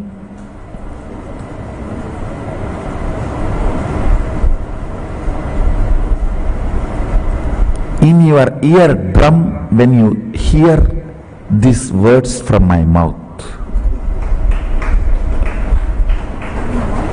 Understand?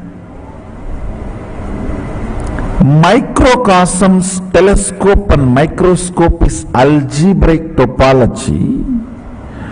Macrocosms, telescope and microscope together is third eye penetrated by oneness.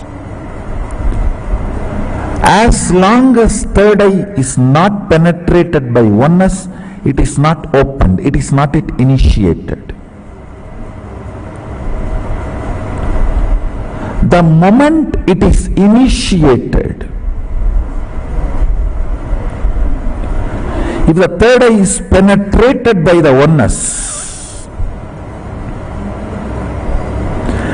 it acts as telescope and microscope together for cosmos, Brahmanda, what is out there. I can provide true help to these scientists by giving the documentation about what is out there by the person who owns everything out there. It's an owner's document.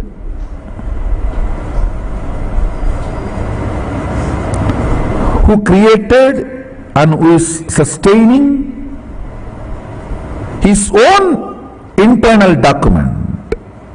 That is one. Second,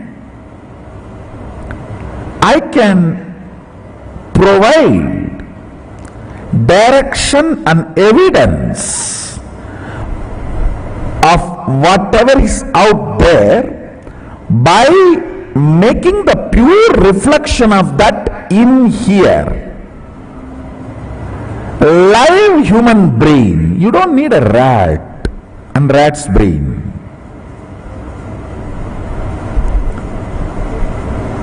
We have now enough of powers, empowered human beings who can just through their brain show you precisely what's going on now in Kailasa, what's going on now in Tapoloka, what's going on now in Bur, Bhuva and Suva, in all the different lokas.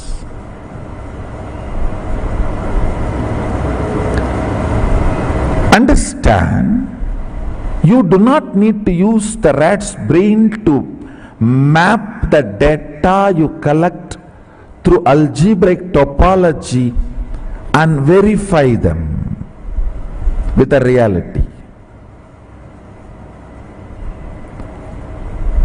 We can provide.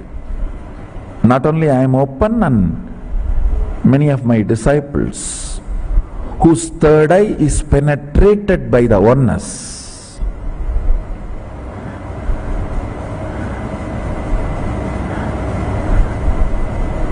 I have not even entered into what I am supposed to share today. I am only introducing the fundamental understandings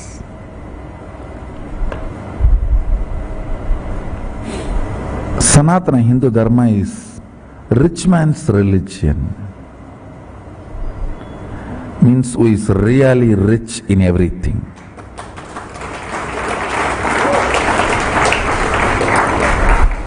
It is not created to control the mass with certain ideas and concepts and like a mental prison. No. This Dharma teaches you mind is a prison. So it never was generated. So whatever I shared now, I'll give you the essence in few lines. What is out there reflects here. Some of the scientists and researchers who are studying the reflection have found the reference. What is out there is not just 4 dimension, at least 11 dimension.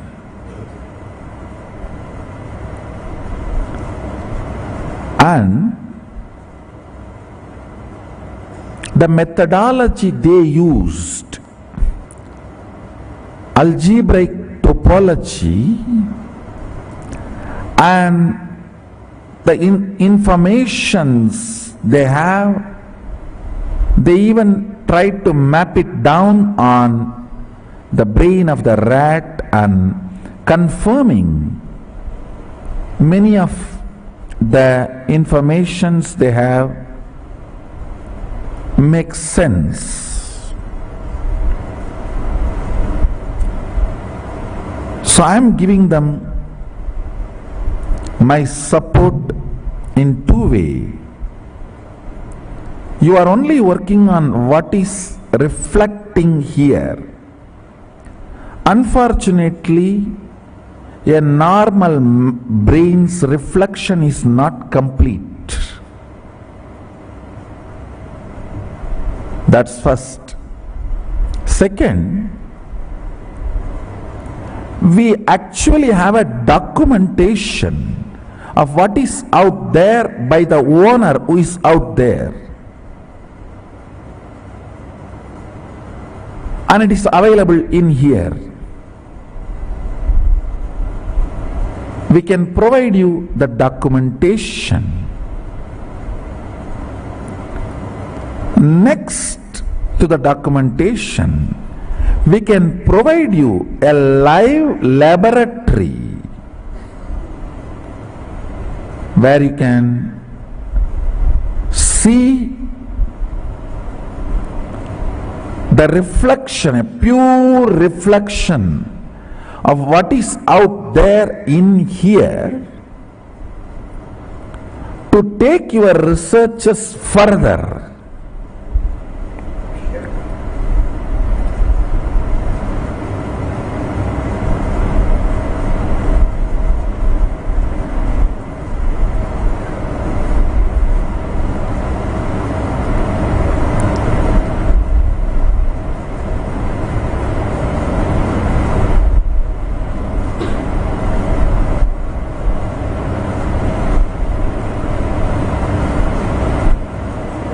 So you can try to understand what is in here and what is out there. Pindanda and Brahmanda. Like your algebraic topology, which can function as a telescope and microscope together for Pindanda, reflection. Our oneness filled third eye can be used as a telescope and microscope together for the Brahmanda, cosmos.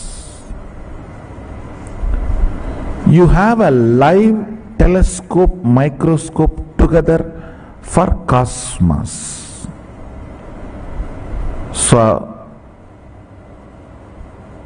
the live telescope, microscope together for cosmos is inviting you all to support you all in further researches you want to do on this 11 dimensions aspect. So with this, let me start the program. I started the program saying I am going to introduce Mahasadashiva.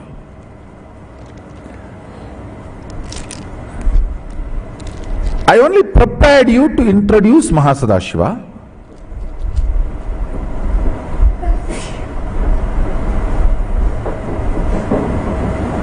I need to convince you why such complex understandings about cosmos and life need to happen. Understand?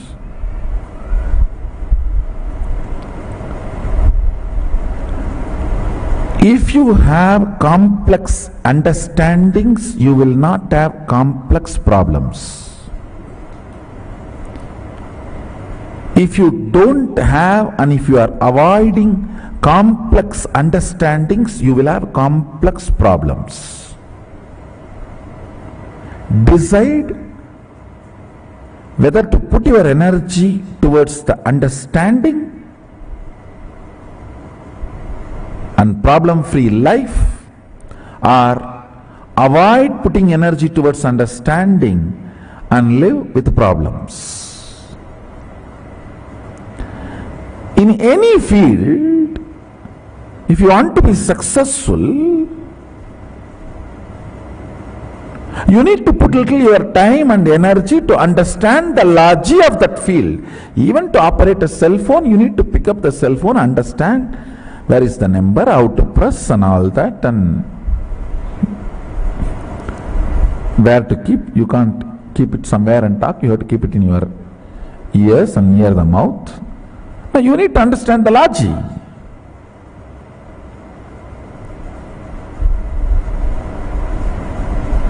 So if you want to understand and manifest the powers, want to experience Kailasa, you need to decide, you should understand Kailasa. You can't say, oh, I am an innocent devotee and I am a simple person. Just no. Your ignorance is neither cute nor welcome.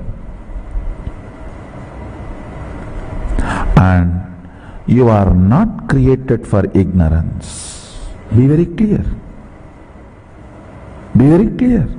All you need is your decision to complete with the pattern of celebrating your ignorance as cute, as if something right, as if it's okay. No, it's not okay. It's not okay. Seeker is a person who is trying to understand cosmos. So you have to understand cosmos. You can't say, I want to go to Kailash, I want to experience Kailash, I want to understand the whole cosmos, I want to manifest all the powers, but I am very innocent, little ignorant, very innocent, old devotee. That's not cute. That's not cute. Complete with the pattern of celebrating ignorance, because I am going to introduce some of the very important truths of life. We need to understand cosmos because we are working and living, functioning in the cosmos. making it as simple as possible and mapping it in such a way your inner space grasps it, experiences it, is my job. That is my job. I will do it. But not even interested in entering, holding my hand to come along with me is not right. So hold my hand and come along with me. It means sit with integrity and listening and come along with me. I'll take you to Kailash now.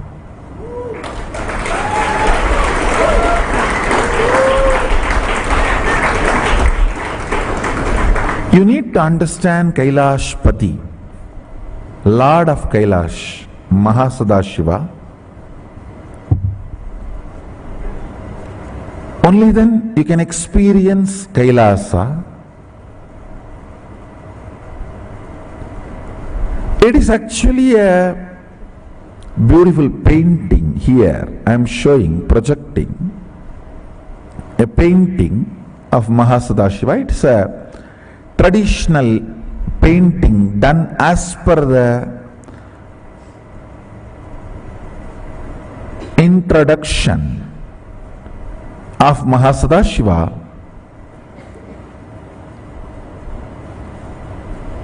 about his cosmic form.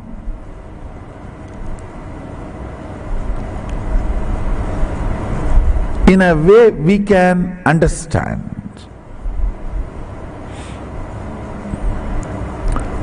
Originally he says thousands of heads and thousands of hands, means literally all the identities exist, is part of him. All the heads exist, is part of him, whether it works or not. You may ask, even mine? Yes, yours, even yours.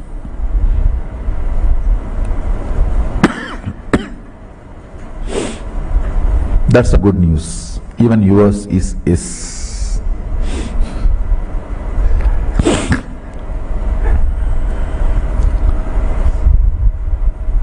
Here it is presented with a 25 head in a very symbolic way.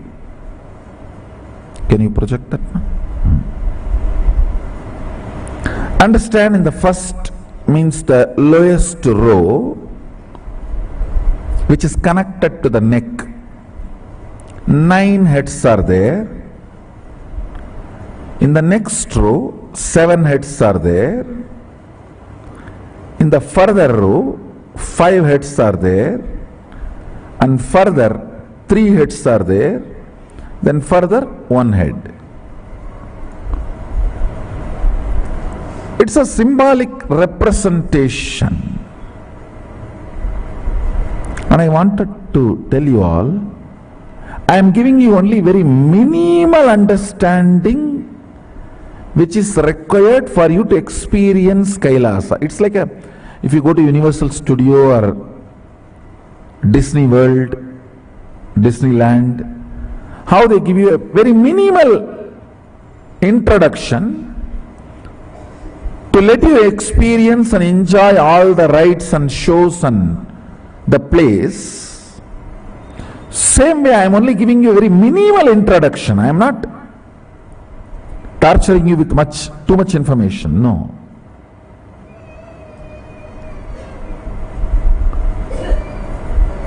I am trying to make everything user friendly as much as possible. As much user friendly as possible. The row of the heads connected to his neck.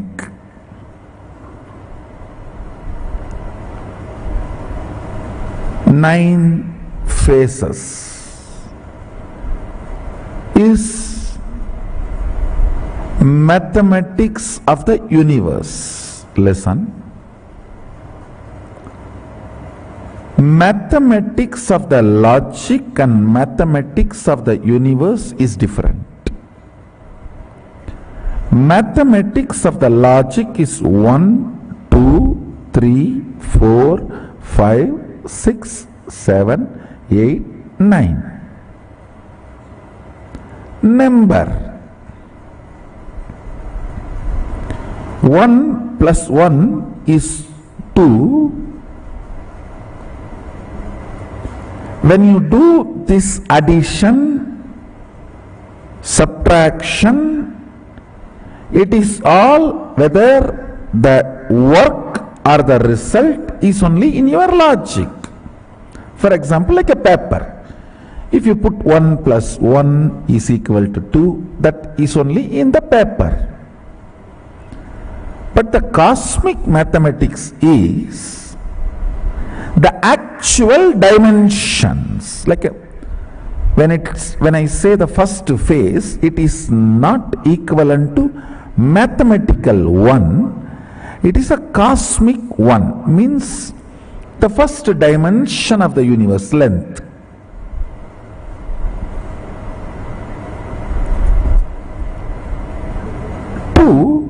Is not mathematical 2 which exists in logic. It is second dimension, plank. First dimension can be called as a rod, just one dimension.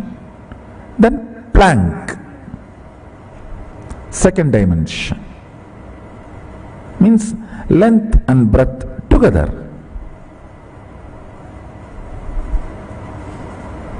3 is third dimension, the length, breadth, depth together. Listen. I think many of you are seeing new me. Who is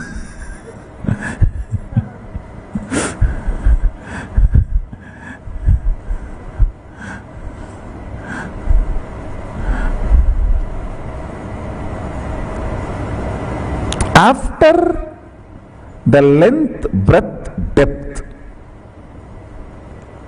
the 4, in the fourth phase only sound even starts. Understand? The science says any particle's movement creates sound. Sadashiva says very clearly, if the particle moves only in the length, breadth, depth, sound is generated. If it moves only from length to length, no sound is generated. Listen. You may say, oh, my hand, if I move like this, sound is generated. Very subtle. It is generated because your hand has a depth. This or this does not generate sound. Yeah, atom, molecule moving this way or just this way does not generate sound. If it moves only this way or that way or this way, where the depth is involved, sound is generated.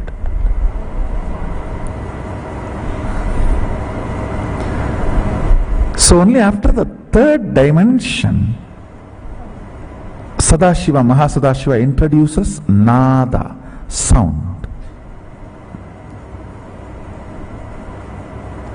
This information is very important for you because the mathematical 1, 2, 3, 4, 5, 6, 7, 8, 9 is not cosmical 1, 2, 3, 4, 5, 6, 7, 8, 9. In mathematical 1, 2, 3, 4, 5, after 3 suddenly you cannot introduce something extra.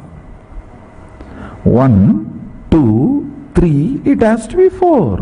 Cannot be 4 and a half. That is mathematical, numerical. But in cosmical, 1, 2, 3, 3 and a half, 4. I don't even want to say 3.5, 3, something more than 3, and 4.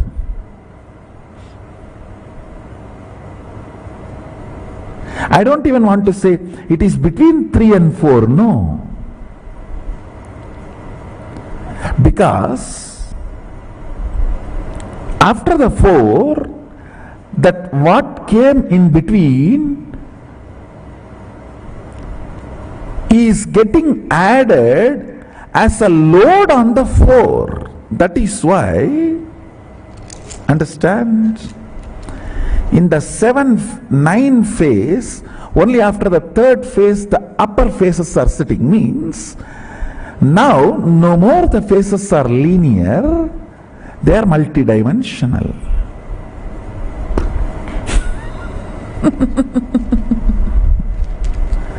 Listen. 9 phase. First phase length, second phase breadth, third phase depth. Now in the depth, sound comes as a new introduction. So after the sound is introduced, it is no more 3rd to 4th, 3rd with one more head on the top, and 4th, and the 4th has 2 more heads on the top, and 5th, 5th has 3 more heads on the top, and 6th. How many of you are catching it?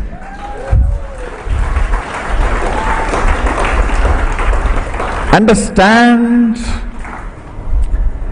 Till the depth no sound.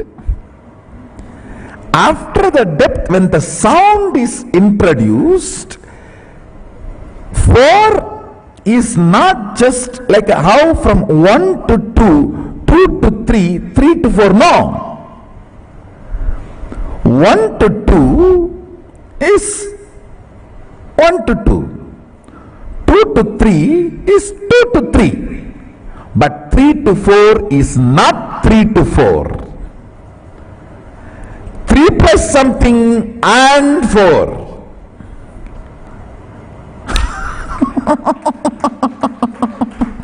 Listen. In the depth starts happening sound. How many of you are grasping what I am saying? You see, you need to understand this, because when you explore you will manifest so much. I tell you, all values come when you know you are a valuable person. That is why it is value. In Tamil, Nanayam tan nanayam therindaldan varum.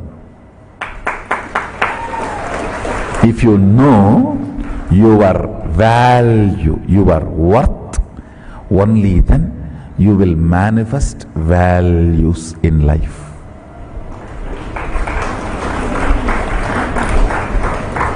You will not give up your integrity for 2 pennies lying on the ground.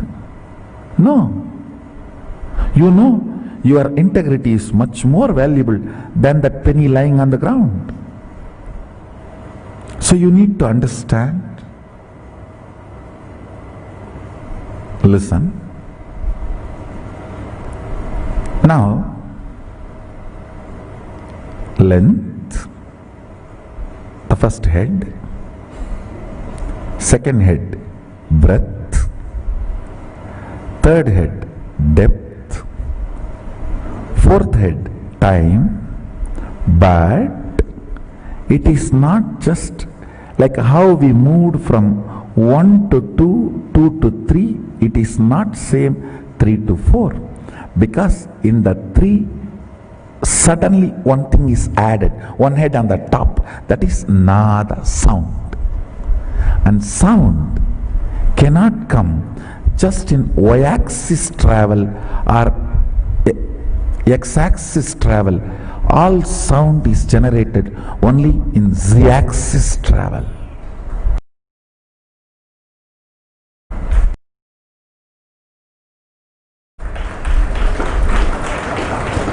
Any particle, pure movement of x-axis and y-axis. I don't know whether I showed properly. I think this is x-axis and this is y-axis. Listen, pure movement of x-axis and y-axis of a particle does not generate sound. It is z-axis, z-axis that travel generates sound. So, when it comes from length to breadth to depth, it is not directly from depth to time you can jump. Now you need to consider one more dimension of life, nada. Sound as introduced, sound has come into existence. So the time is going to be handled. Time is going to be the totality of not just 1, 2, 3, 1, 2, 3 plus the sound. Totality of this 4 is the 4 time, fourth head. Now, fifth head. Listen. Fifth head is connected to the body. The neck is the integrity. Poison is the non-integrity. It is integrity connects the Sadashiva with the whole universe, universe with Sadashiva. Anybody with integrity can penetrate Alahala and connect with Sadashiva and all his dimensions and live. When you miss integrity, you cannot penetrate the Alahala. Listen, first head, length. That's a face. I am purposely explaining with just as per the Agama's introduction, because I don't want this knowledge to be stolen by the people and mapping it back to their understanding and saying Agama has been written much later than the science discovery. Nowadays, in the modern day, that one big crime is going on. Steal everything Vedic. And then say that Vedas were written very recently after all the modern day discoveries. Some Pandit who did not have a job, he read all the English books and he translated everything in Sanskrit and made a book. No, that's what they are trying to claim. The Vaimanika Shastra was written very recently by somebody mapping all the Western concepts of aeronautics into Sanskrit.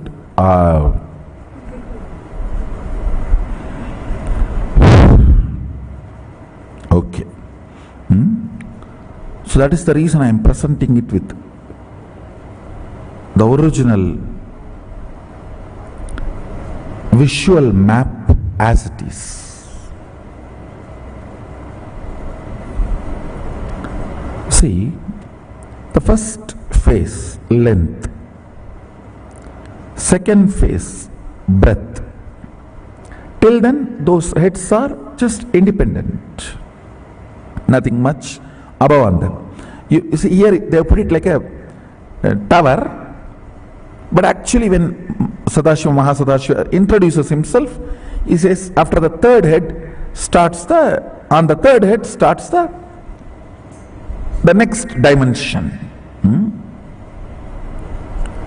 Means 7, when it is put on 9, only on the third, the next starts. Am I right? All of you understanding?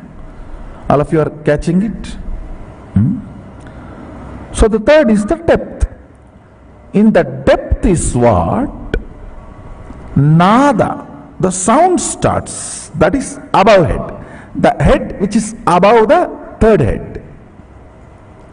I don't want to say fourth head, because the fourth head is next head only is going to have the title fourth head. All of you are catching what I am saying? Above the third head, which is the side effect of 1, 2, 3, is sitting, which is sound, nada. Above the fourth head, fluids are sitting. Listen. Above the fourth head, which is Kala, sound, listen very carefully.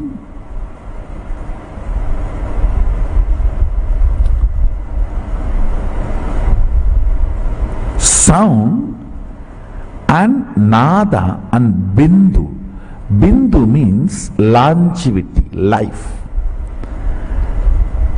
Only when the time is introduced, longevity concept gets introduced. Till the time is introduced, there is no life, longevity. How many of you are grasping?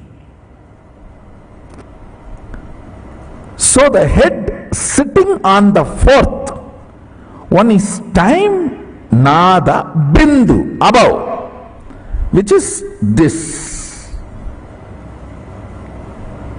See, the fourth, Nada, Bindu. That is life. Only the time dimension in, see, the depth dimension introduces sound in the cosmos. Time dimension introduces sound and life, longevity. Kala is Kala Kala. Kala is life and death. Am I able to make you all understand? The fifth head, listen. The fifth head is what is connected to the body. Body is the universe. All these heads are units, identity.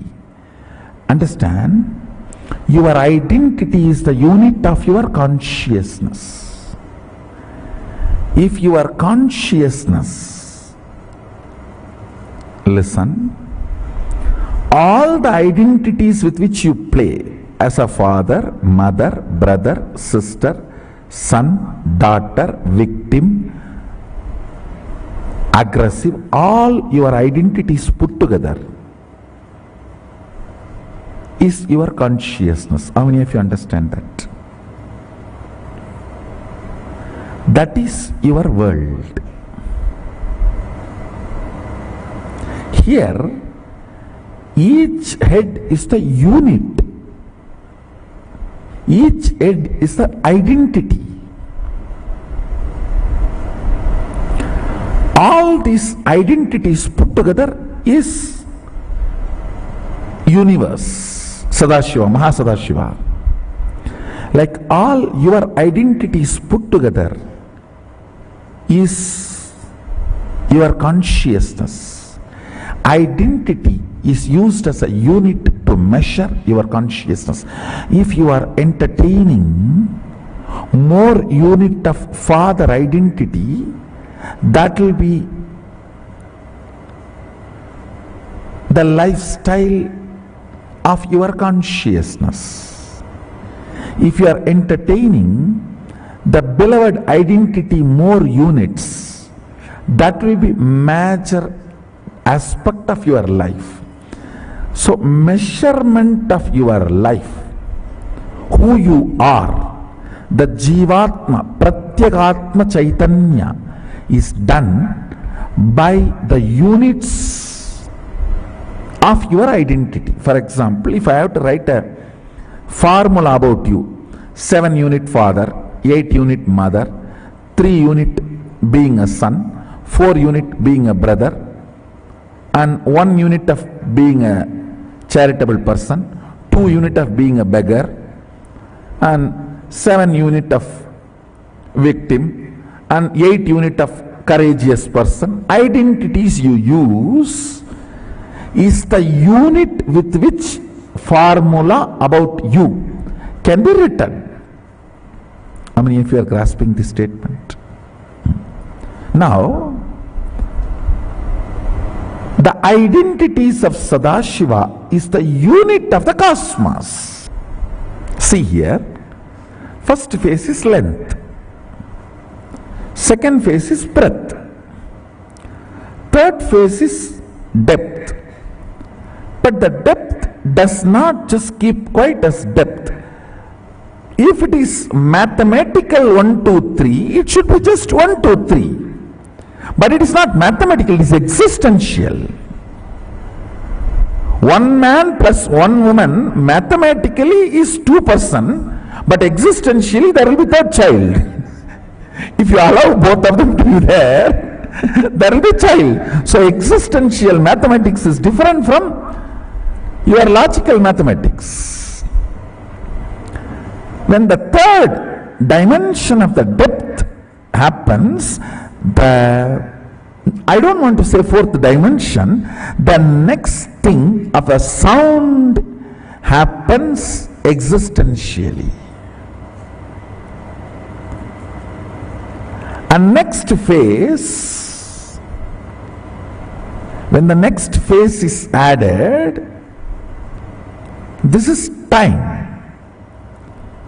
When the time is brought into the scene, Nada and Bindu both are added. That is Nada and Bindu. Yes. You may say, why Nada should be added to depth and time? When the Bindu is added, Nada is no more an ordinary Nada. Sound which is not created never dies. Sound which is created dies. Sound which happens only with the association of length, breadth, depth can die, but the sound which happens with the association of length, breadth, depth, time and space does not die.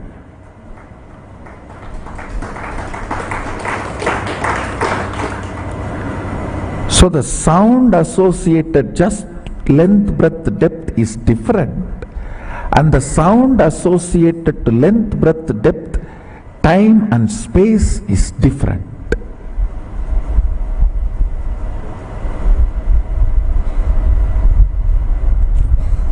Just the sound generated by length, breadth, depth. Like I am moving this.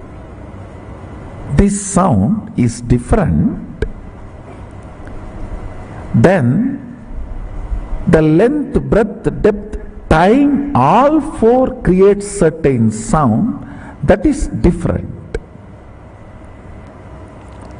I'll give you the example. The sound generated by the 2 objects hitting, it is between length, breadth, depth and time. But the sound generated by my inner space, where length, breadth, depth, time and space is also involved, this can create the same space I am in you. But this sound cannot create the same space it is in you. How many of you are grasping? So the head which is sitting on the depth can only be called as Shabda. Head which is sitting on the time between the Bindu is called Nada. Shabda cannot create effect, it can only exist. It can survive, not reproduce. Impotent man. He can exist, he cannot create. But Nada can exist and create because Bindu is added, life is added into it.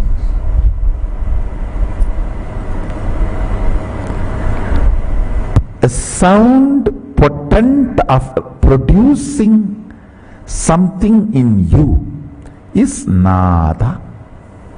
Sound impotent of making any impact on the universe is Shabda.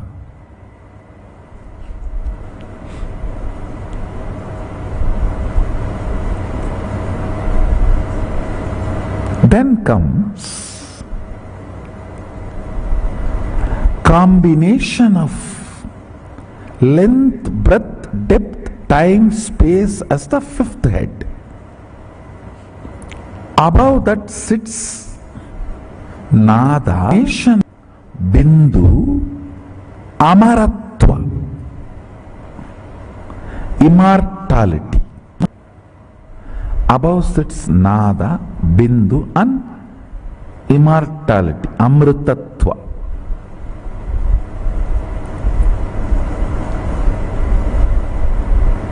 Tattva means unit. Amritatva.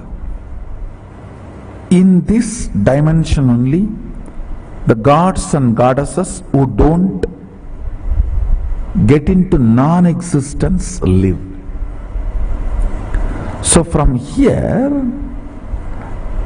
there can never be a non-existence. There can only be the transformation, but no non-existence.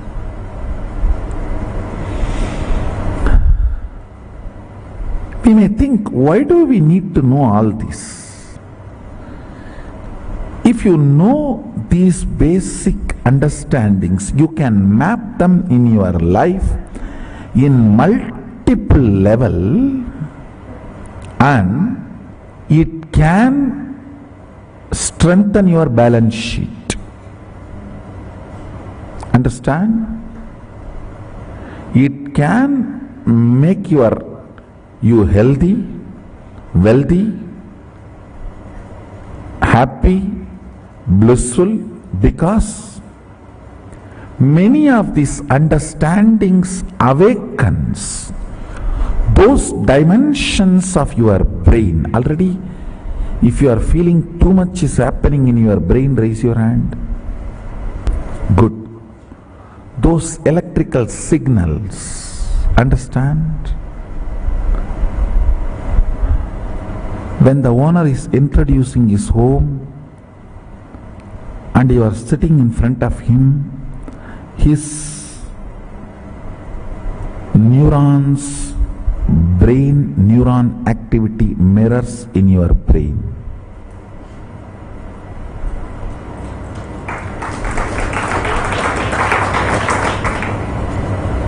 Bindu is life, Amritatva is life which cannot be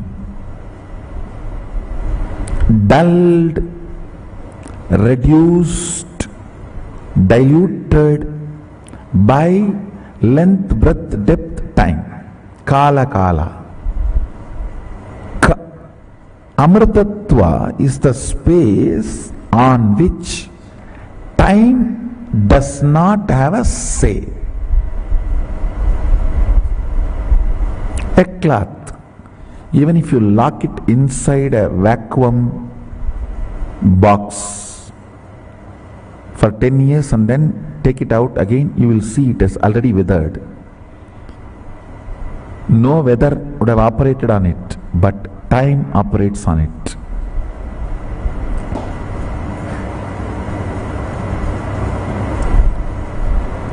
If you do not allow the time to operate on you, you don't die. If you don't remember you are aging, you will not be aging. That's the truth.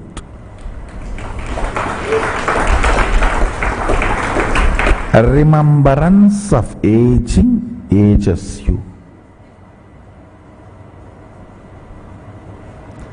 The number of time you remember you are aging makes the aging effects on your system. Sadashiva gives an instruction in Agama. Remember, Sadashiva is ever 16, and remember you are he.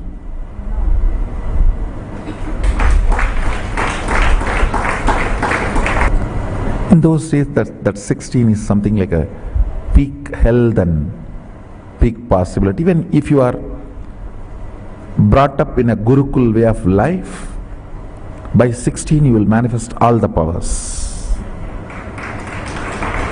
So that is the reason that 16. Now, length, breadth, depth, time, space, all these are called dimensions of universe. The Shabda, which is byproduct of depth, Nada and Bindu, which is byproduct of time, Nada, Bindu, Amritatva, it's called Amrita Kala. These things, these heads above, they are called multi-dimensions of the universe. Understand? You cannot call Shabda as the fourth dimension of universe. No. Third multi-dimension of the universe is Shabda. Fourth multi-dimension of the universe is Nada Bindu. Fifth multi-dimension of the universe is Nada Bindu Amritakala.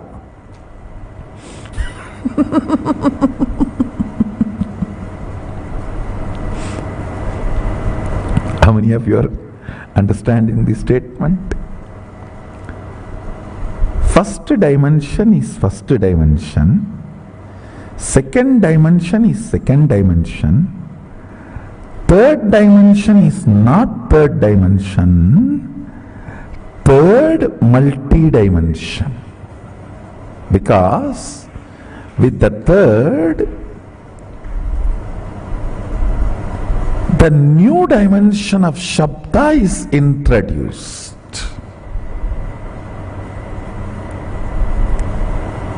Which cannot be called as dimension, because we are using the word dimension for 4th, 5th, 6th, 7th.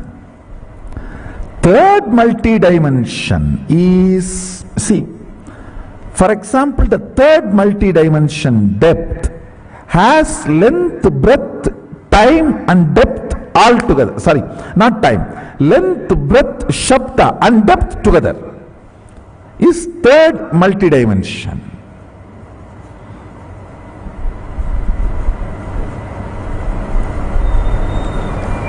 You should know why our masters describe gods with multiple heads. Fools are those who criticize the forms of our Hindu gods, who do not know the universe. They say, why so many heads, so many hands? You don't know. You know only handicapped persons. You do not know multi-handed persons. You know only headless chickens. You do not know multi-headed beings.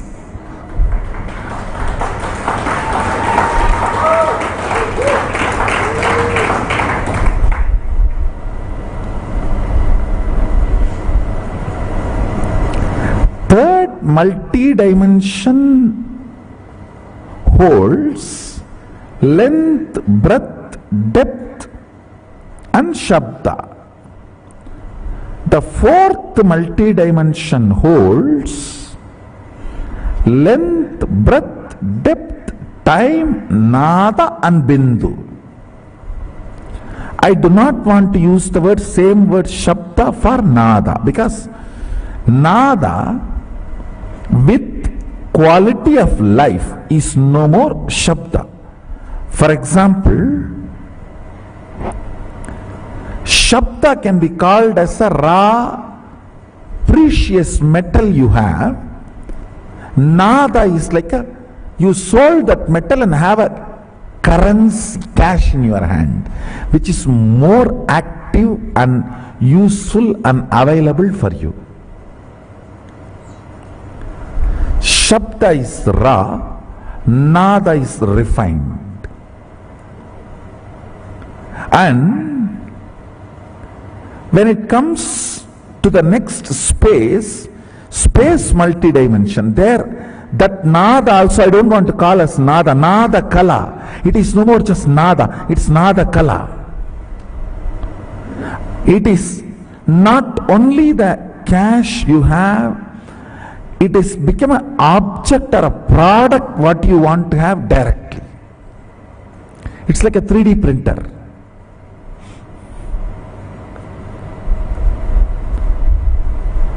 Out of Nada Kala, you can just directly do 3D printing of anything you want. Above the Nada Kala is Bindu Kala. Above the Bindu Kala is Amrita Kala.